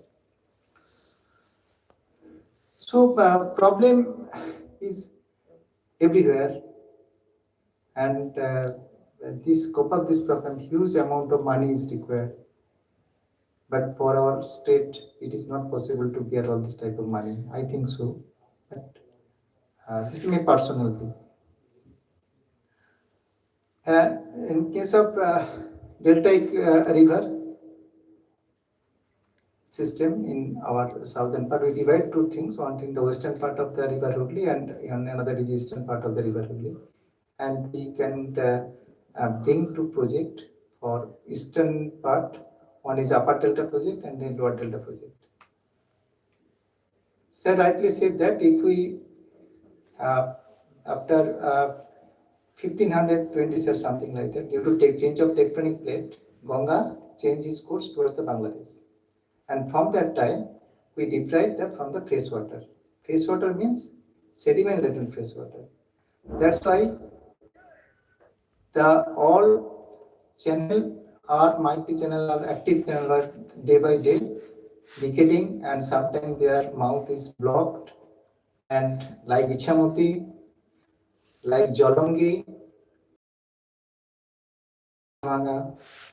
so and that's why the Sundarban is not getting the fresh water from these upland discharges. So salinity is increasing. Due to increase of salinity, biodiversity of Sundarban nowadays changing. So we are Bengali people, fish loving people, Hilsa fish. So Hilsa is now খুব একটা দুর্লভ জিনিস হয়ে গেছে আমাদের কাছে। But in case of Bangladesh, they are catching more hilsa because they are getting more fresh water from Brahmaputra and Ganga also. So now our government, our Honorable Chief Minister, allow us to bring fresh water from River Podda, connecting the Pallier Channel, Jolongi, Chota Kolingo, again Boirav, Matabanga, and again Ichamoti. Again, Ichamoti is the international river. So we are planning that again we cut some Pallier Channel within the India so that we can push the fresh water to the Sundarban. But this fresh water can also push the marine sediment or estuary sediment coming from this side in the Ichamoti. We can flush this amount of fresh sediment naturally. That's flushing, natural flushing. If it is not possible, then problem will be here. Everywhere is problem is there. In our Baduria or Swarupganj, every year water is logging is there because bed of the Ichamoti is above from the countryside due to siltation in 2 times every day. So this is the very much complicated thing we are dealing with us. So you see the not visible properly. So you see this structure, the river system, countless of so many rivers is there, and all river, maximum river is already occupied by the local people. This is called hog দখল, মানে আমার বাড়ির সামনে যেটা আছে আমি সেটাকে দখল করে নিলাম। এটাকেও আমরা policy, we can implement some policy and we can go to the ground level and discuss with the local people. Without consent of the people, we can do and cannot do anything everywhere in the world except Venezuela. Okay, so we can discuss in the across the table. We can go to the lower level BDO, DMs. All they are in same boat, then we can do same thing in our state as well as our country. So we can in this project we can rejuvenate within the 12 kilometer of international border. If we do that, then 2 countries agreement should be there. So that's why I abandoned this bill only, but we are very much interested to rejuvenate the Mathura bill and the bill Mathura bill and Bhartir bill.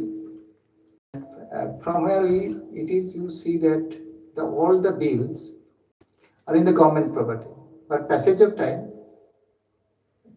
people said that this land is from my side, but actual, if you search this paper, actually not like that. This land still government land, but there is something, I cannot say anything, but there is something is happening here. This contingent, but not royalty land, but in government land. But in local level, you should go there. This is my land. This is my paper.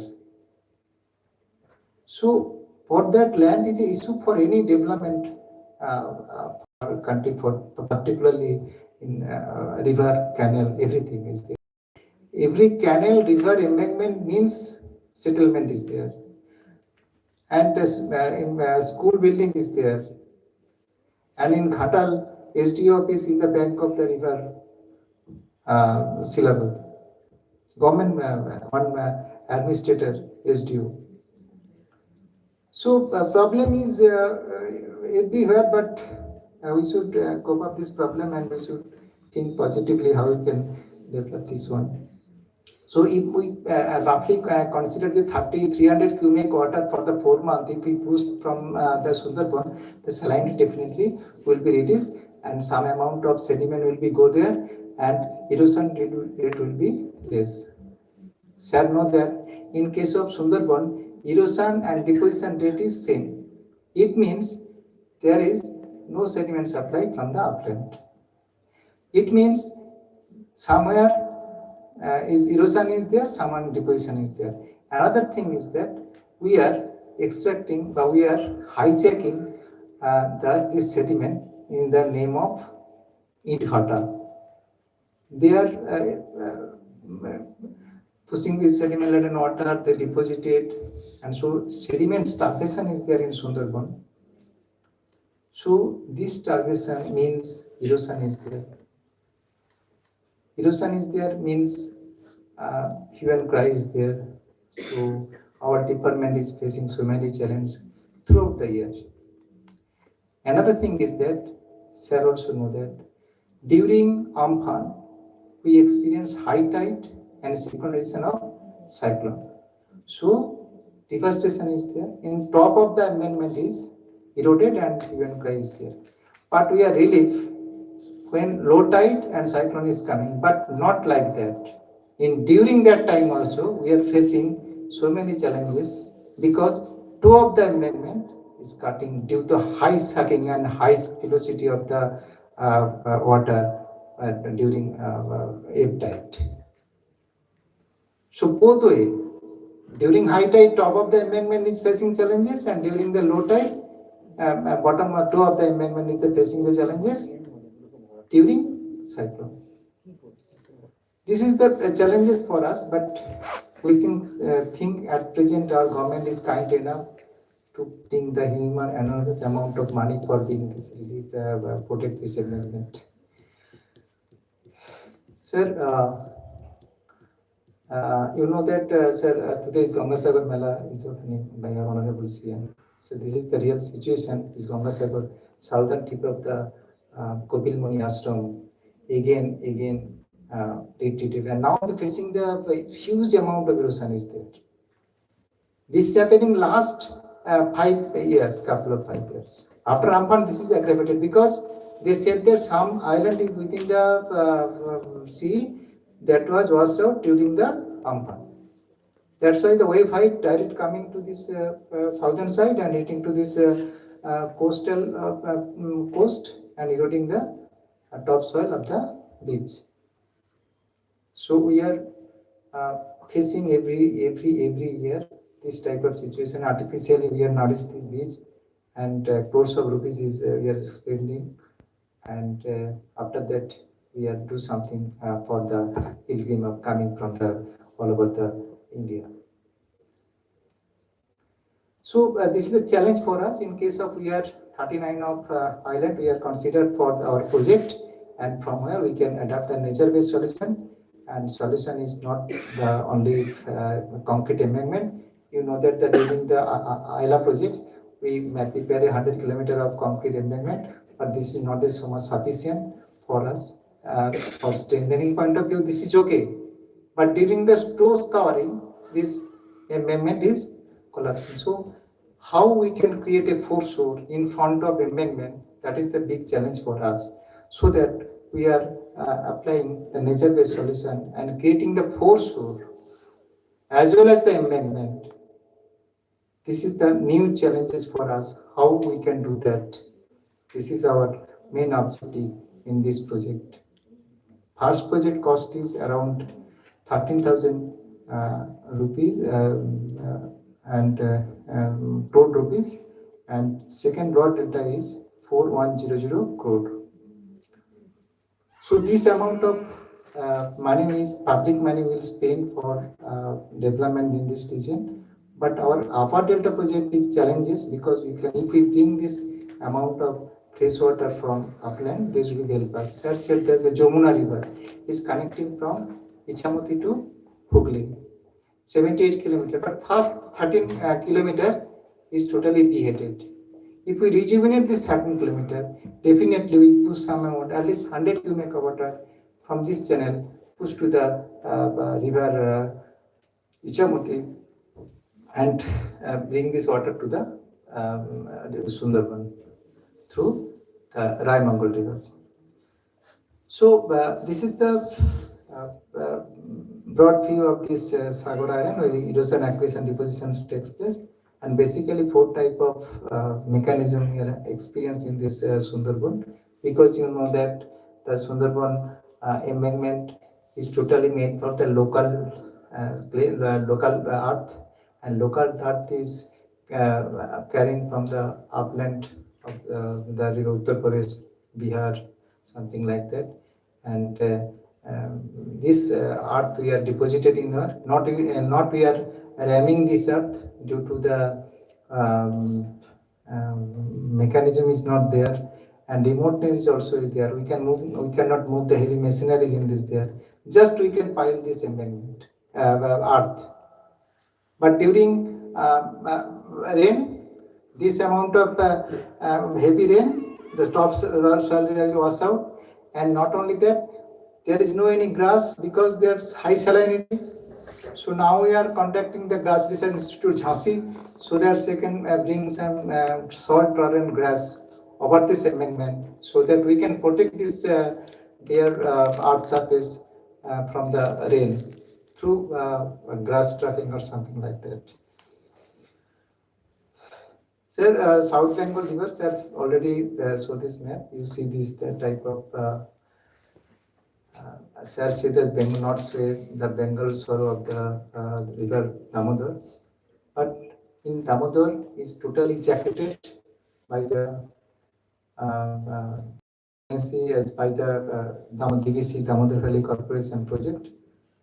So we are again trap the sediment, and again we sometimes trap the flow regularity. So we are facing the flood due to sometimes uncontrolled control manner also. Sometimes if we not regulate this, forget about this all the dam. What will be happen? 1 and 2 days there will be water will be received. But now we are facing the flood 7 days, 15 days, and more than that, because congestion. And you see the river network in the Lower Damodar. All the river systems at present are jacketed. So nature built this type of river network for safe passage of only maximum 600 cubic of water, 6 lakhs cubic of water. Safe passage. But sir rightly pointed, only 2 or 3 rivers now passaging this amount of water. So how it is possible? This is not a rocket science. It's a simple thing. You see the river network in the case of Lord Damodar. So if you think 6 lakh, you see not so much amount of water to bypass this type of river network.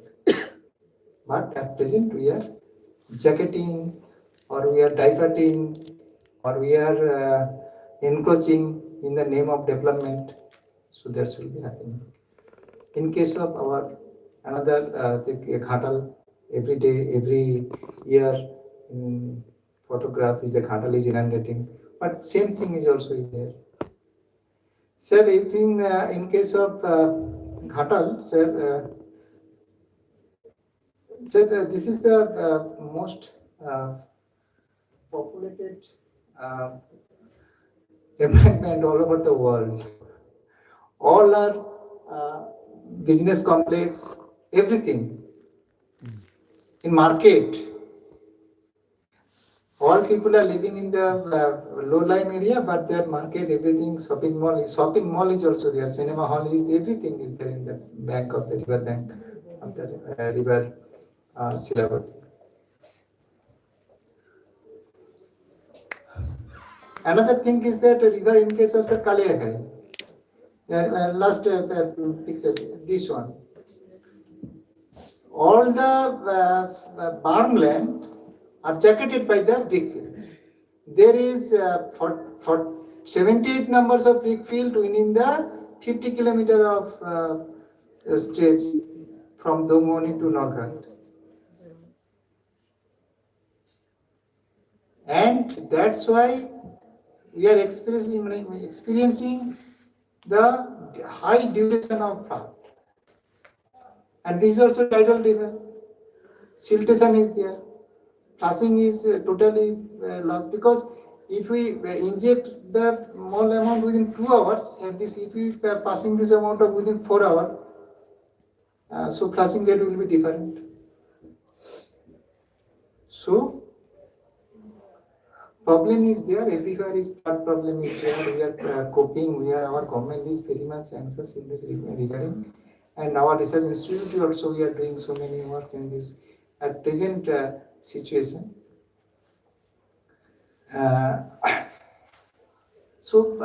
Problem is in case of South Bengal is also is there. South Bengal, North Bengal, everywhere is the problem is.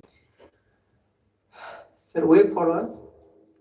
One S is ways forward. Actually, sir is rightly point out all the river embankment, all the railways or highways jacketing riverway, because they are using the formula. That's formula we are using generally in our South Bengal or in our other flood plain also. But in case of North Bengal, there is, because it is happening due to the lack of data. Sir said that AI. What will be the AI? If something AI will be answer, give you some answer within the few seconds. But if you there is no data, what will we expect from the AI? So for that, now time is with us. Again, we are recalculating this formula and other thing. So I asked the civil engineering department like Jadavpur and IIT Kharagpur to research in this field, and we will help them, and sometimes we can provide the money also. And another thing is that you also said that we can bring the fresh water for the Sundarban by beheaded river. We can rejuvenate all the river systems, and definitely we can bring some water from the upland and reduce the salinity. But another thing is that land is the issue for everywhere. So our government topmost priority is for Sundarban, not for the proper development for concrete structure, but bring the water just like a Bhagirath. That will be definitely help us to do something for Sundarban. But Sundarban at present, if you see that, sir, know that forest department is there, other so many department is there, but no one is interested for protect this island from robust amendment, because this is the costly affairs. If we compare the Netherlands, the cost of embankment is Netherlands per kilometer is 75 crores per kilometer. But in case of our Sundarban amendment, only 5 crores per kilometer.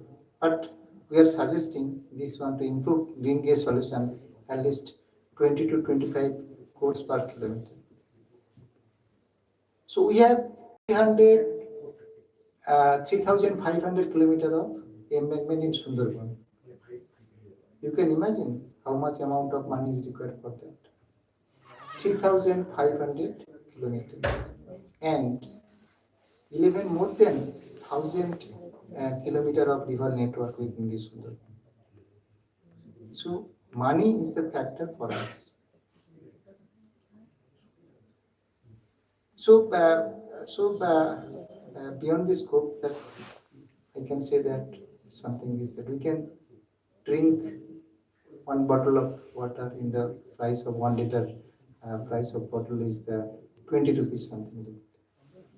But for that 1 liter of water for selling, before selling, we wastage another 200 liter of water. But we are consuming this water with microplastic also. British people said that their brain is adapted in the microplastic.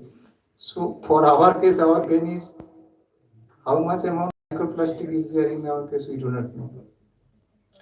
For river also facing so many challenges for plastics. So I can say that I cannot say something beyond that because now I am still in government body. So flood protection work is our government fine priorities there. So if we think that we can think for the river is our livelihood in our state, then we give something. If we give something for the river, he will return, he or she will return for more than that. This is my last word to you, everybody. আমি আপনাদের কাছে request করছি আপনারা নদীটাকে একটু ভাববেন, কারণ নদী কিন্তু দেখুন আজকে গঙ্গাসাগরে সারা ভারতবর্ষ থেকে লোক আসছে, কারণটা কি? সেখানে কি ঢোকানো হয়েছিল? ওখানে আজ থেকে 500 বছর আগে থেকে এখানে লোক আসছে। হয় এটা আপনারা ভাববেন, তাহলেই বুঝতে পারবেন যে আমরা রিভারটাকে কেন আমাদের যত্ন করা উচিত। গঙ্গা জল দিয়ে পুজো করলাম, আবার সেই ফুলটা আবার গঙ্গায় ফেললাম, সেটা যেন না করি আমরা। আমাদের নদীটাকে যদি আমরা ক্লিন রাখতে পারি তাহলে আমাদের পরিবেশও ভালো থাকবে, আমাদের জিডিপি বাড়বে, ডেফিনেটলি আমাদের মেডিসিন কস্টও কমে যাবে। আপনি এটা বললাম, এর হয়তো আপনাদের এই সময়ের মধ্যে বলতে পারলাম না যে মেডিসিন কস্ট কেন কমবে। আপনি যদি প্রত্যেক বাড়িতে বিশুদ্ধ পানীয় জল এবং স্যানিটারি দিতে পারেন তাহলে আমি বলতে পারি পৃথিবীর 75% ওষুধ কোম্পানিগুলো উঠে যাবে। এটা আপনাকে গ্যারান্টির সঙ্গে বলতে পারি। আমি এটা অনেক তথ্য নিয়ে আপনাদের কাছে বলে গেলাম। এই বলে আমি আমার ক্ষুদ্র বক্তব্য এখানে শেষ করি। Thank you.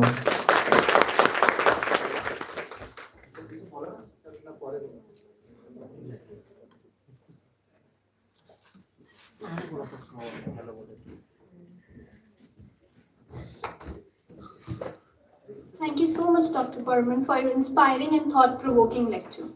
Your reflections have not only broadened our viewpoints, but also encouraged us to reconsider the ways in which we deal with an issue as pertinent as climate change.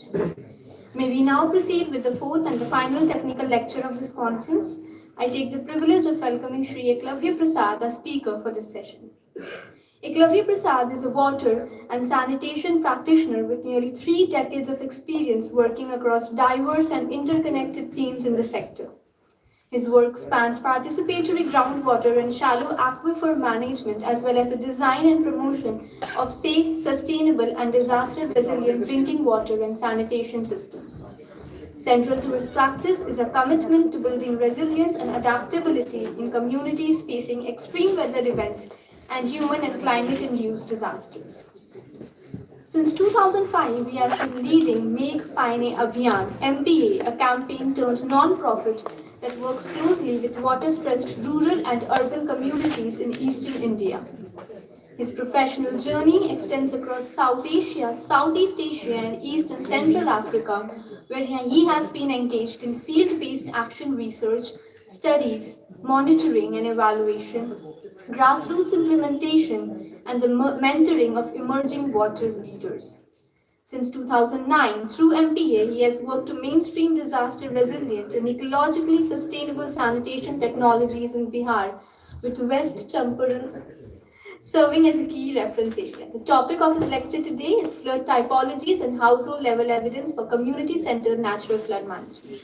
I would request the geography scholars to please felicitate our distinguished speaker.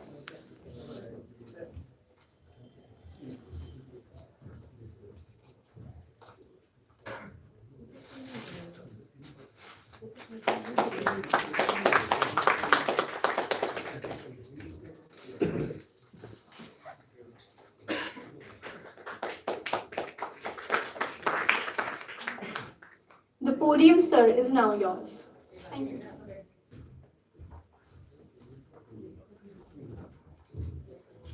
Good evening, everyone. As Dr. Rudra had said that, he has an experience of giving lectures after lunch, and that tends to be the most challenging one. I would say that the last lecture of the day is the most challenging one, because half of the people are here, but they're not here. And those who wanted to be here, they're not here. So I would request that those who are here kindly be here so that you are able to hear what I'm going to say and what I'm going to share. The presentation is actually about the household level flood loss assessment that Make Pine Abhiyan undertook last year, that is 2025, of the 2024 floods, the second phase floods in North Bihar. And the intention basically of undertaking this particular assessment was that despite the claims by the government departments, by the state, that they have been able to do a lot of good as far as flood management is concerned, the flood risks continue to thrive. And I remember on the 2nd of September 2024, I was in Paschim Champaran and I was also witnessing the floods. And thereafter, I was interacting with people who had actually experienced the floods. And while interacting with them, I realized that my the first time interaction with flood affected people in 2005 in Supaul district, and the inputs that were coming from there was not really different than the interaction that I had from people and the content of the interaction on this 2nd of September 2024. And that is what led us to think about bringing in a new knowledge through assimilating and assessing the household level flood losses across different districts of North Bihar. So briefly, I would say that in 2024, we had two phases of floods in Bihar. One which largely, and this is also a new trend that is coming up, it's the South Bihar was largely, sir, if you could, excuse me, sir, if you could just, it gets distracting. So, the South Bihar floods was the first floods, and this is a trend that we are seeing, that in the initial part of the monsoon remains dry, and then from August onwards, or July late onwards, we have floods, and the floods, they tend to first impact South Bihar, and later on, it tends to impact North Bihar. It happened in 2024, it happened in 2025, it happened in 2023 as well. So, flooding in South Bihar is now also becoming a trend, and I would not like to get into the details as to why it is happening. So, the reason why we picked up the second phase of floods for the study was because it was the late onset of floods. So we had torrential rains in Bihar and up in Nepal, because of which there was a lot of water discharge from Nepal. And this was between the 26th of September till the 2nd of October. And we wanted to see, because of the fact that the districts that we were taking into consideration for the study, all of it had the same period of floods. So that was a kind of a constant, and that therefore we thought of looking just into the second phase. Why did we do it? What was the purpose? Every time you look at the government data, it's the aggregate in terms of losses. When you talk about the nature of floods, everyone thinks that, and that is how it is being promoted as well, that floods is a uniform phenomena. And the third is that flood management is the forte of technical expertise. There is no space for any other sciences to have their space, because the management, the control is all understood by the technical expertise. Now, we wanted to actually address these three issues. First was in terms of aggregate, therefore we moved on from aggregate and we went down to the household level flood loss assessment. The second is in terms of uniform phenomena. Make by Abhiyan has been working since 2010 to talk about that there are different typologies of floods, which I'll be talking in my presentation. And the third one was that we wanted to dismantle this whole thought of the fact that flood management remains trapped in the technical rigidity. What we have come out with in the report, and the report got released on the 19th of December in Patna and 23rd December in Delhi. Total households that we did was 2,290. The population was, as per the survey, was about 8,865. Now, Government of India fills up something called the Form 9, which it's Government of Bihar, and I think so it must be for the other governments also, to send it to the Ministry of Home to look at the extent of devastation and what would be its the impact as far as monetary help or assistance is concerned. So in 2024 floods, Government of Bihar had sent the Form 9, which had almost about the total number of people affected was almost 56 lakhs, around, yeah, somewhere around that. But what we did was we identified the 7 districts which we took for this study. We looked at it, and the total population in these 7 districts which were affected, as per the Form 9 of the Government of Bihar, was almost 10,86,000. Why we were doing some kind of a comparison to see that the sample size that we have, whether it holds some level of robustness or not. So we use the Cochrane's formula, and according to the Cochrane's formula, we needed almost 384 number of respondents, whereas we had about 2,290, which was almost about 10 or 20 times, I think so. Yeah, it was about 20 times the amount. So this was basically to prove that the people that we have reached on to, the numbers that we have reached on to, and the responses that have come in has been extremely robust.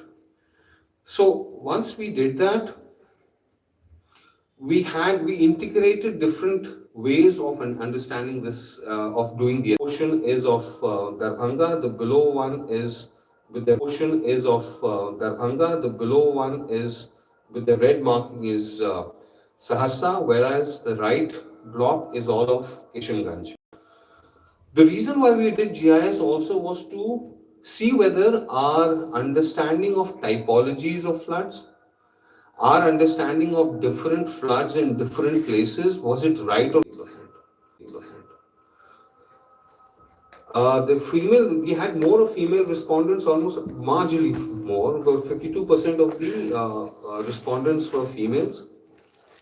And this could also be possible that either they were female-headed households or the male members had migrated and they were the only ones in the family.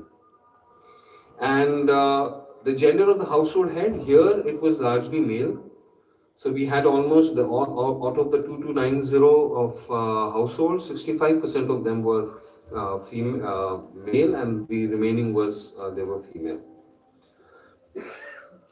The social group that we had, this was according to what the government of Bihar has as far as its profiling of the social or the society.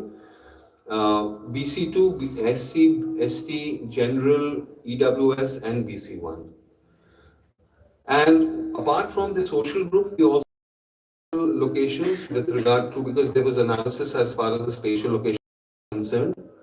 So, majority of the respondents were either between two separate river embankments and of the new rivers without embankment. So, if you see, the entire stretch was basically looking at between two separate river embankments, outside embankment, on embankment, near rivers without embankment, between different river embankments, and in embankment. This is what the spatial locations of the entire 2290 households were. Household level losses together of all the 2290 households came to 126.3 crores. And this is only one flood event between the 26th of September to the 2nd of October. The majority of the impact was on land, followed by housing.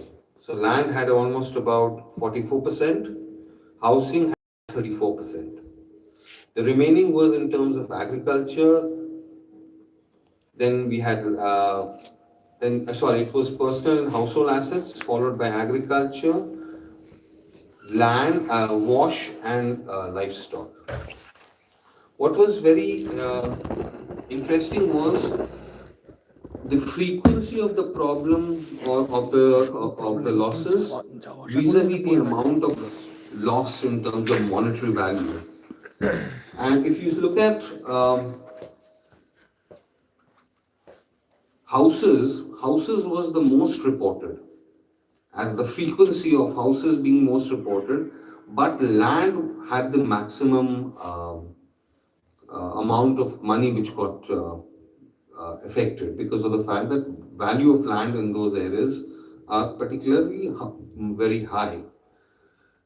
The other thing here was the fact that we had taken almost 20 parameters, which we later clubbed into about 6 of them, basically to figure out as to which are the aspects which impacted the households, and therefore we could understand as to which are the important critical areas which needs to be, which we could be recommended for its interventions.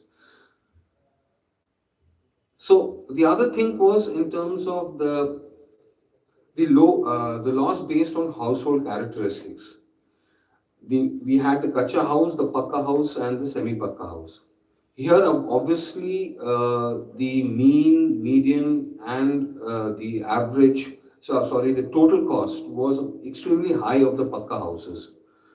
And the households in pakka dwellings experienced almost the highest absolute losses, with median and average losses for between 8.2 lakhs to about 15 lakhs respectively. And this was basically, it was not surprising because of the fact that these were also asset-rich households because of their own social and economic status. What was very interesting to note here that the kind of and the extent of impact that the kacha houses had, though it is far less in comparison to the pakka houses, but for them to revive themselves, resurrect themselves, even with those small losses, was extremely difficult. So if you look at purely from a monetary point of view, then the entire attention goes to the pakka houses or people having, living in these pakka houses. The semi-kacha houses do not get that kind of a space in the argument. Their losses are not much. But if you actually look at compare the losses in terms of the strength and the ability to bounce back, then this brings out the contradictions. So this was the reason why we compared the loss based on household characteristics.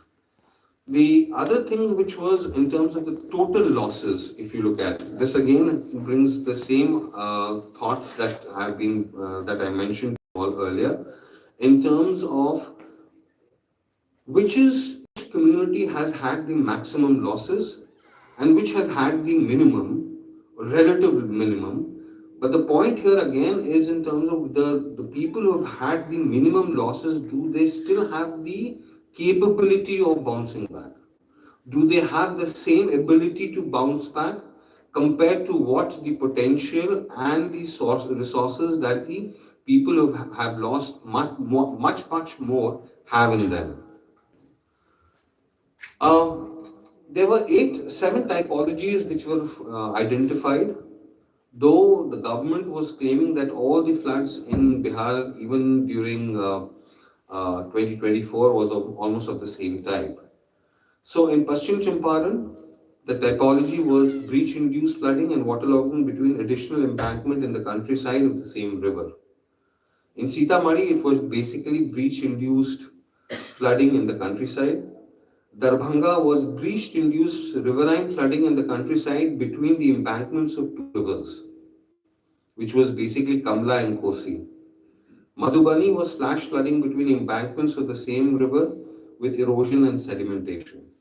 Saharsa was again breach-induced riverine flooding in the countryside between the embankments of the 2 rivers. Supol was riverside riverine flooding with embankments combined with erosion. And Kishanganj was 2 compound and hybrid flooding, and second was flash flooding in unconfined catchments adjacent to unembanked rivers. So this was the kind of typologies where the floods had occurred, and therefore their impacts were also different in all these locations.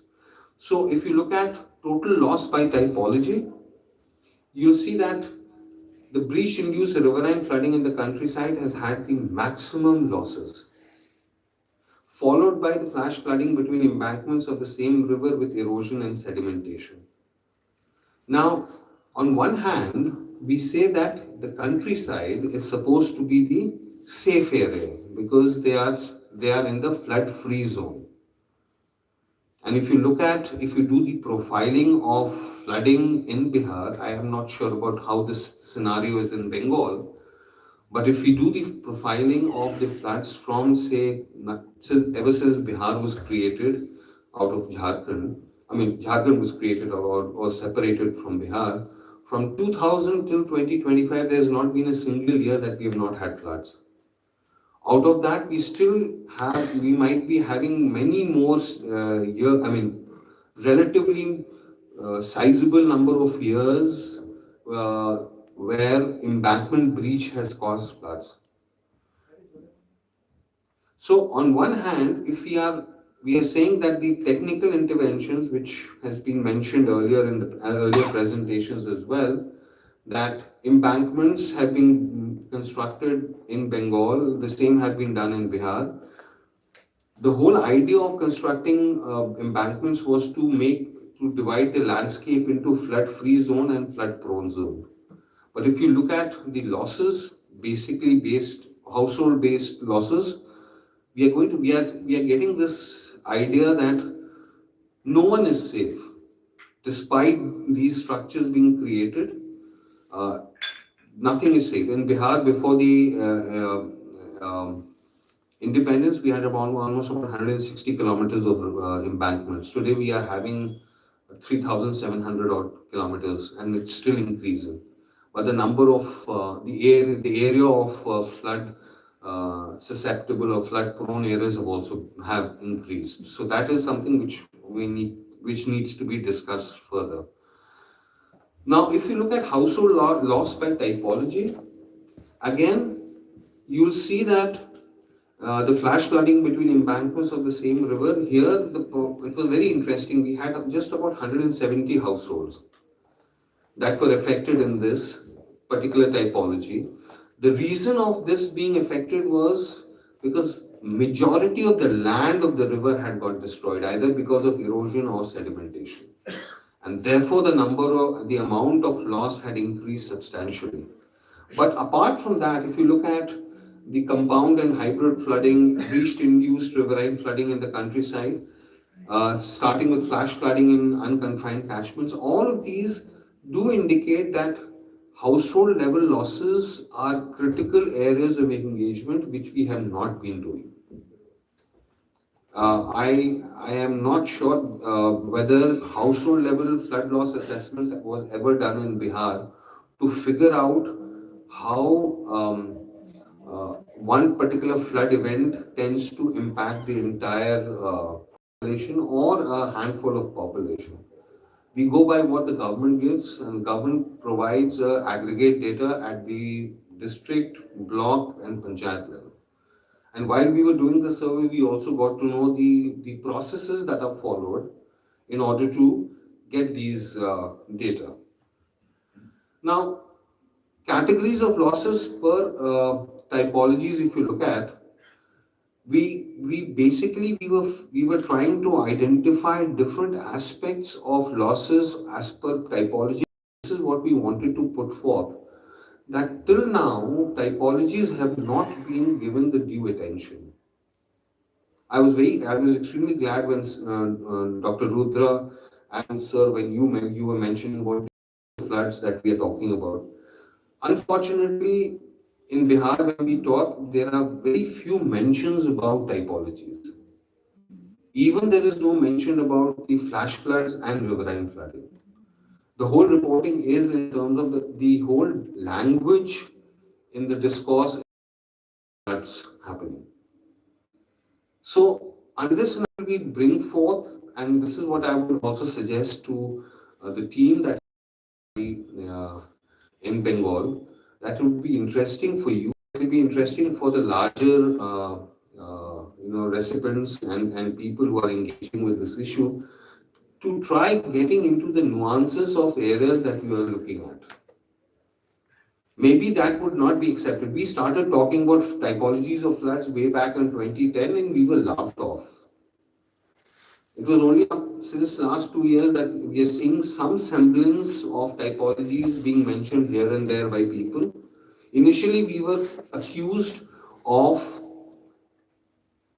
bringing in typologies to dilute the intensity of flood discourse.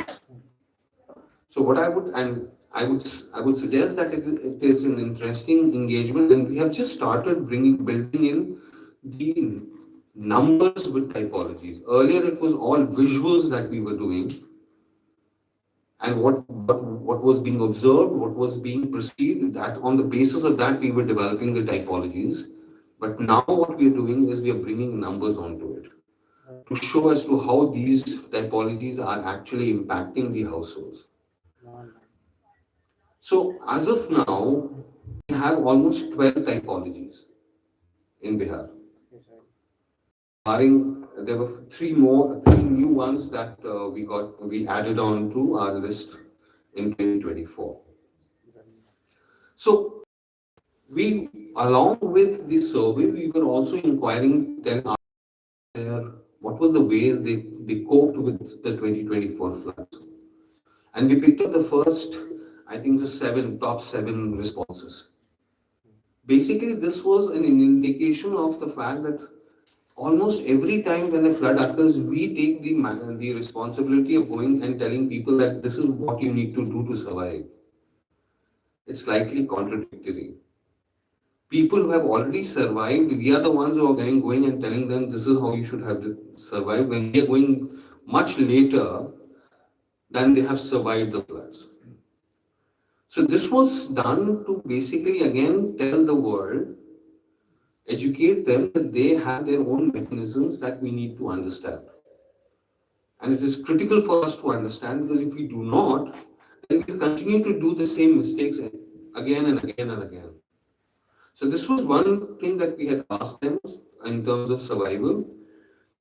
And we had participatory consultations also, so that to not only get the inputs that came from the survey, but also from general discussions with the entire community. And they actually were telling us as to what they actually require. Now, all of this was telling us different ways of managing floods in a particular panchayat or in a particular region. We had never explored this approach of looking at flood management from the perspective of those who have been the most affected. So they were talking about early warning and response. Everywhere you go, people are told that there is an early warning system that is there. That is there in Bihar. But then what people say is, we do not know how to translate 6 lakh cubic water being released from Kosi barrage or Gandak barrage. We are not unable to figure out what would be the inundation at my village level.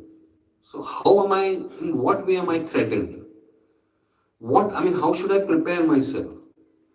So the last mile connectivity is something which was not there, but we are very happy that there is a system of early warning system. Everyone gets a WhatsApp message, but then nothing happens of that WhatsApp message. Healthcare access is a universal thing. There was also something called, people were really angry about the fact that we are a civilization that we survive around rivers, but during floods we do not have boats. Can you imagine? This is just one simple thing that they require. Their boats are not functional because of the fact that not everyone can have that size of a boat. Individual households cannot afford to own those boats. But a bit of riverine community staying all along the river, knowing how best to survive, do not have ways to commute during the floods. Education continuity. They say that it was very interestingly, it was mentioned to us that compare the number of school days in a city compared to the school days in a flood affected village. And you realize in terms of what could be the quality of education that kids in these villages are getting. And what do you expect out of them? So, but then we keep on saying that flood management is just not structural, it's non-structural as well. But unfortunately, our non-structural is also leaning towards the structural measures. There's a lot more. No one is saying let's not get into structural measures. Do that. But there's a lot more that needs to be done than what is being done. And I'm being very specific with regard to that. It's not a generic thing that I'm saying. People are talking about strategic infrastructure. Today, infrastructure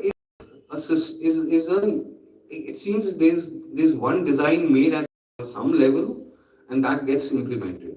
For example, Swachh Bharat Abhiyan, the toilets. One design, the same design gets implemented in Barmer, which is a desert area. The same gets implemented in Paschim Champaran, which is a flood-prone area, and the same design will get implemented in Sundarbans. So there is no respect to the area where these interventions are being designed and implemented. The same is with the pipe water supply. You look at any program, look at the schools. You mentioned about the stilts, right? But there is a beautiful document by the Government of India, which came out in 2016 called Pahal, which has given designs of disaster resilient designs. But it's not being followed. Whereas these places require those designs so that they do not get impacted every year. And imagine this is just one particular flood event of 126 crores across 2290 households. If we have to get the entire expenses or the losses of the 57 lakh people which got affected in 2024, second phase of floods, or both phases of floods, then imagine the number. And how much are people given? They're given 7 lakhs. That's why it's 7,000, not 7 lakhs, I'm so sorry. 7,000 rupees, the GR amount.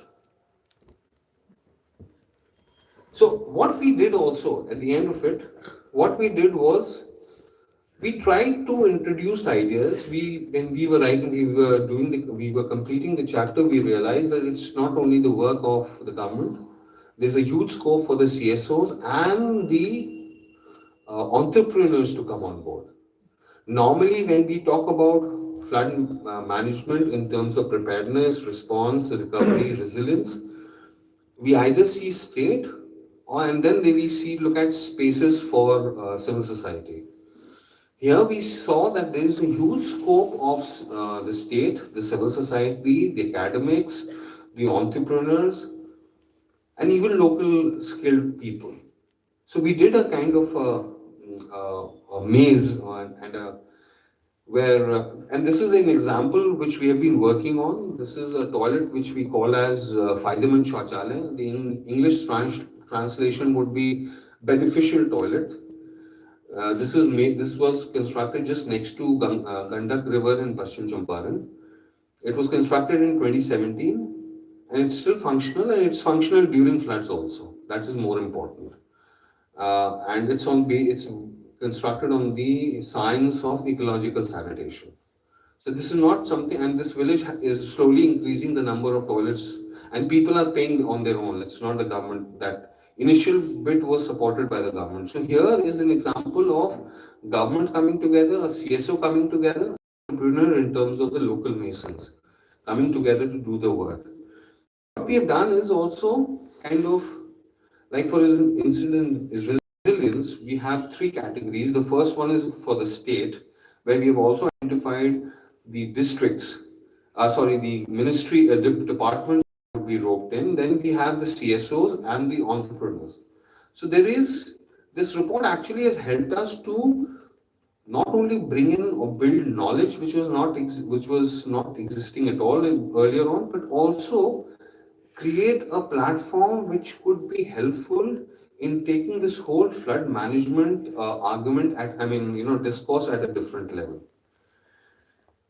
So this photograph, and this is where I end, this is a photograph. The top one is the breach of the Kosi embankment in 2024, and below one where it's all done.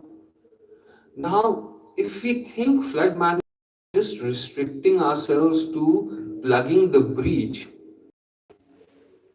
the issues that I have raised earlier continue to thrive, and nothing would be done to address them if our fundamental approach to flood management would be plugging the breaches of embankment and constructing of new embankments.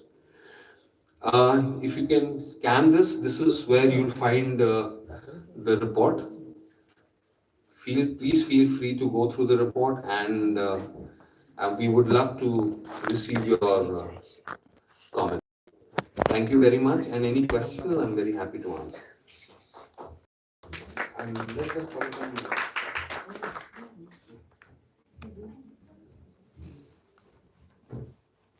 think the people are too tired. Are there any questions? Yes, so we have one question. Okay. I have a couple of questions. This is what.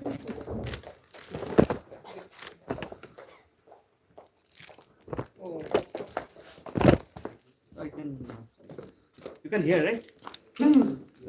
I have a couple of questions. So the first thing is, when you said bounce back, so I'm wondering whether you had pre-flood data, which I think you do not.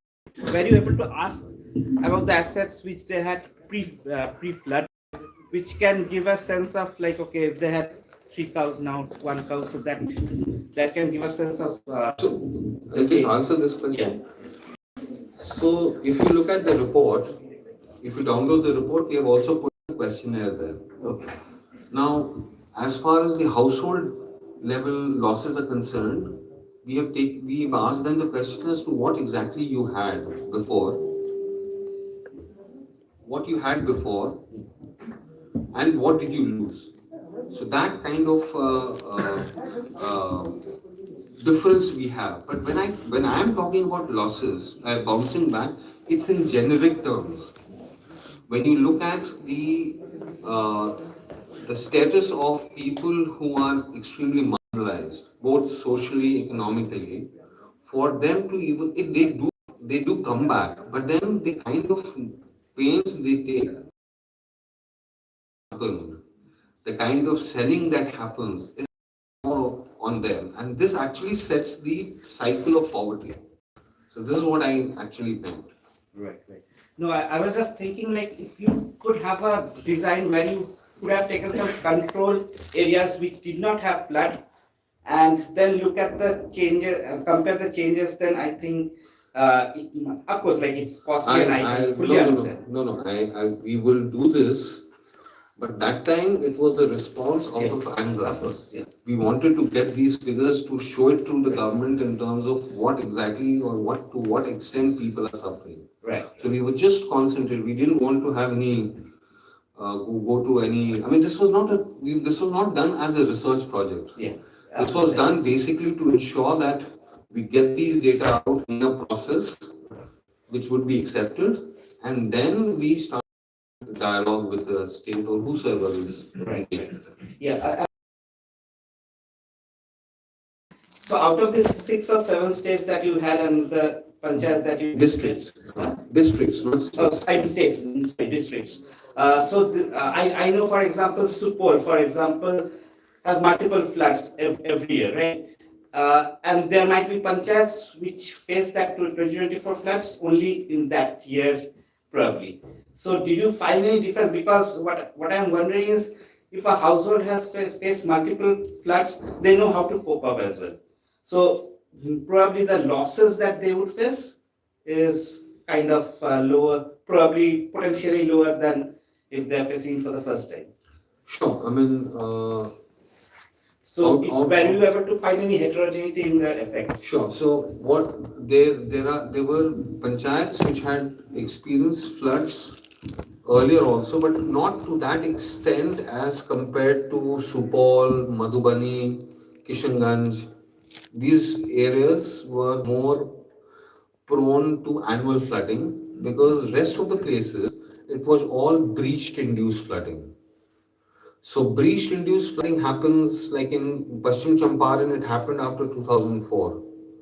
In Darbhanga and Supol, the flooding used to happen because of a local between the two embankments. But here the breach happened. So the extent of breach and the impact of this breach was much, much more than their regular flooding. So you see, it is very interesting. These typologies also, they are pushing us to get into each of the typologies to know more. So the question that you've asked, I'll be able to answer them when I get into all of these typologies in such details. And that is the reason for us to do it also and to share it with all of you so that it triggers a lot of thinking. Maybe tomorrow you pick up one of the typologies and you'll do something there. No, thanks. That's a wonderful I remember in 2008 there was a bridge in Kochi and it changed its course and came straight southward to Ganga. Right. And the irrigation engineer again plugged the bridge and pushed the Koshi to go back. Actually, what I understood at that point of time preferred the straight course, but we wanted the river to go back. But that creates a possibility of another breach in future. Do you agree? Absolutely, sir. I mean, if someone is recording, okay. The point is, sir, I over the years I've realized that the breaches are plugged so that it gets breached.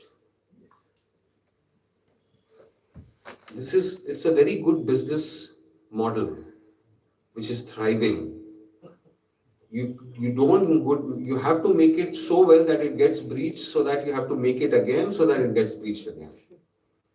So there is no justification as to why people staying outside the embankment need to suffer. I mean, we know so many people that who have shifted from within the embankments to outside the embankments because we told them that this is the place where you need to be because you will be safe. And one breach is as equal to the amount of money that has gone into constructing that embankment in terms of losses. And maybe the whole politics of aggregate numbers is basically to ensure that the micro level numbers do not come out. When we were doing the study, when the figures hit 126, we had to repeat it again and again to figure out that I hope there is no mistake at our end. Because it was difficult to accept. It's 2,290 households only. And we are talking about 126.3 crores. Sir, in case of Bengal, many embanked rivers, when it is banked full, it is.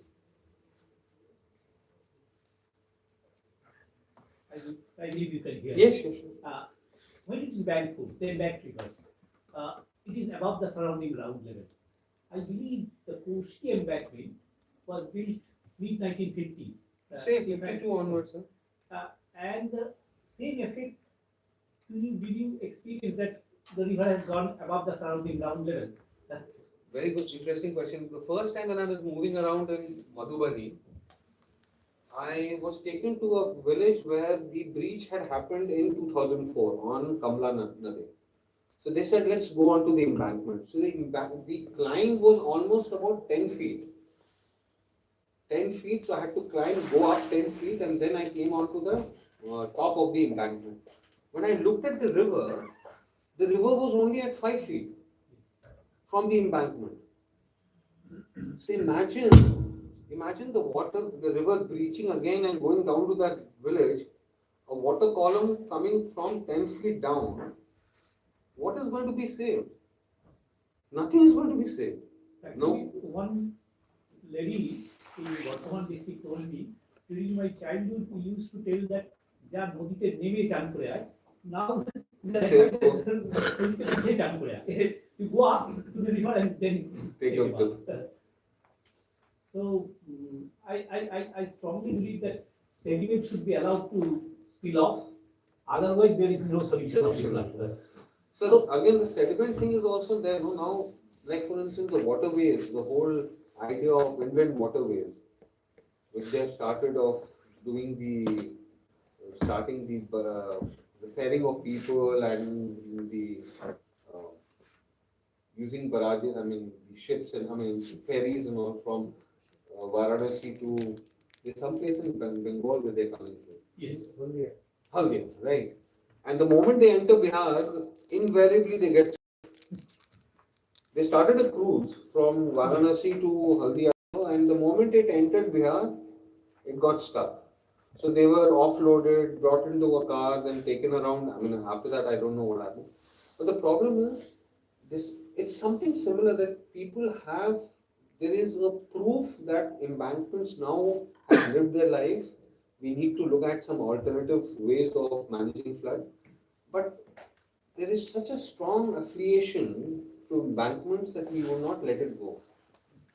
So if that is not going, then at least we start talking about some very local, well-articulated points by people as regards how can they minimize the impact of that. Like Damodar, there are also many barrier channels of the ocean. Do you believe that if we can resuscitate those barrier channels and connect it with regulators, it will reduce the intensity of the flood and allow the water to quickly get out? I actually, when both of you were presenting, I wanted to ask you a question. What is happening is our focus is so much on these big rivers that the small rivers which actually feeds these big rivers, it's gone. Total neglect. I wrote a paper in one of the books that is going to get released where we actually have talked about a river called Gihua. The name Gehua comes from Gehua there in Bihar. Gehuan is cobra. And it's kind of, it meandering. So that's why, and it's a very small river. And flows between the Kosi and Ganga. Kosi and Kamla. Now, no one talks about it, where it actually supports millions of riverine communities. And because of these two embankments of two different river systems, the river is facing a problem because of which people are facing it. But if you go and talk to people, the authorities that there's some problems because of these two embankments, they are just not ready to hear. We started counting the number of rivers along the 7 districts of North Bihar, sharing boundary with Nepal. There are such small rivers of such great value that even if a census is done, at least we get to know the local name and the importance of these rivers. We did a study for National Institute of Panchayati Raj and in Paschim Champaran on these small rivers. There were rivers which used to get flooded 60 times a year, flash floods. But no mention at all. Flash flooding is not even, that's considered key. Yes, the water has come and gone in 2 hours, nothing much has happened. Actually, Bangladesh has assigned a number to each of the rivers. I know. Okay. So this can be one project by the River Research Institute, or need to assign number to each of the rivers so that we can have a record that these rivers are going dry or these rivers are regulating, etc. So please don't stay only in West Bengal, please come to Bihar also.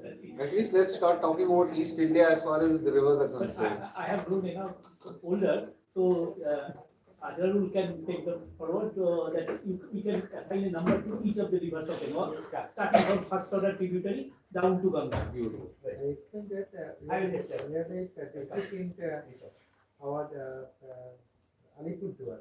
52 numbers of the district, there will be small district.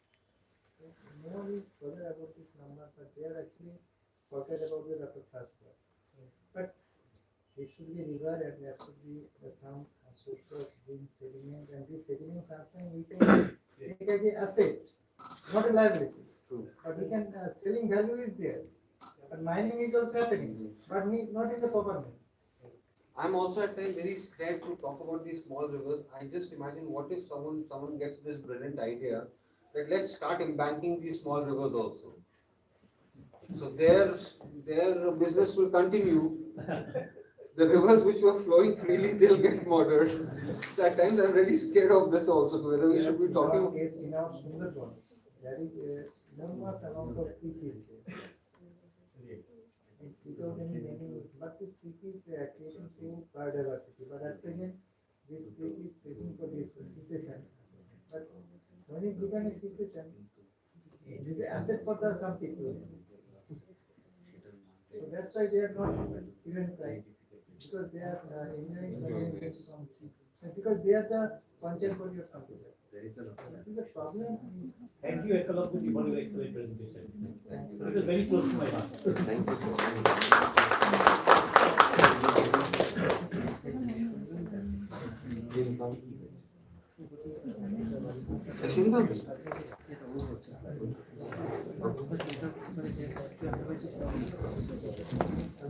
I extend my heartiest thanks to Shri Eklavya Prasad for his enlightening and thought-provoking discussion. Thank you, sir.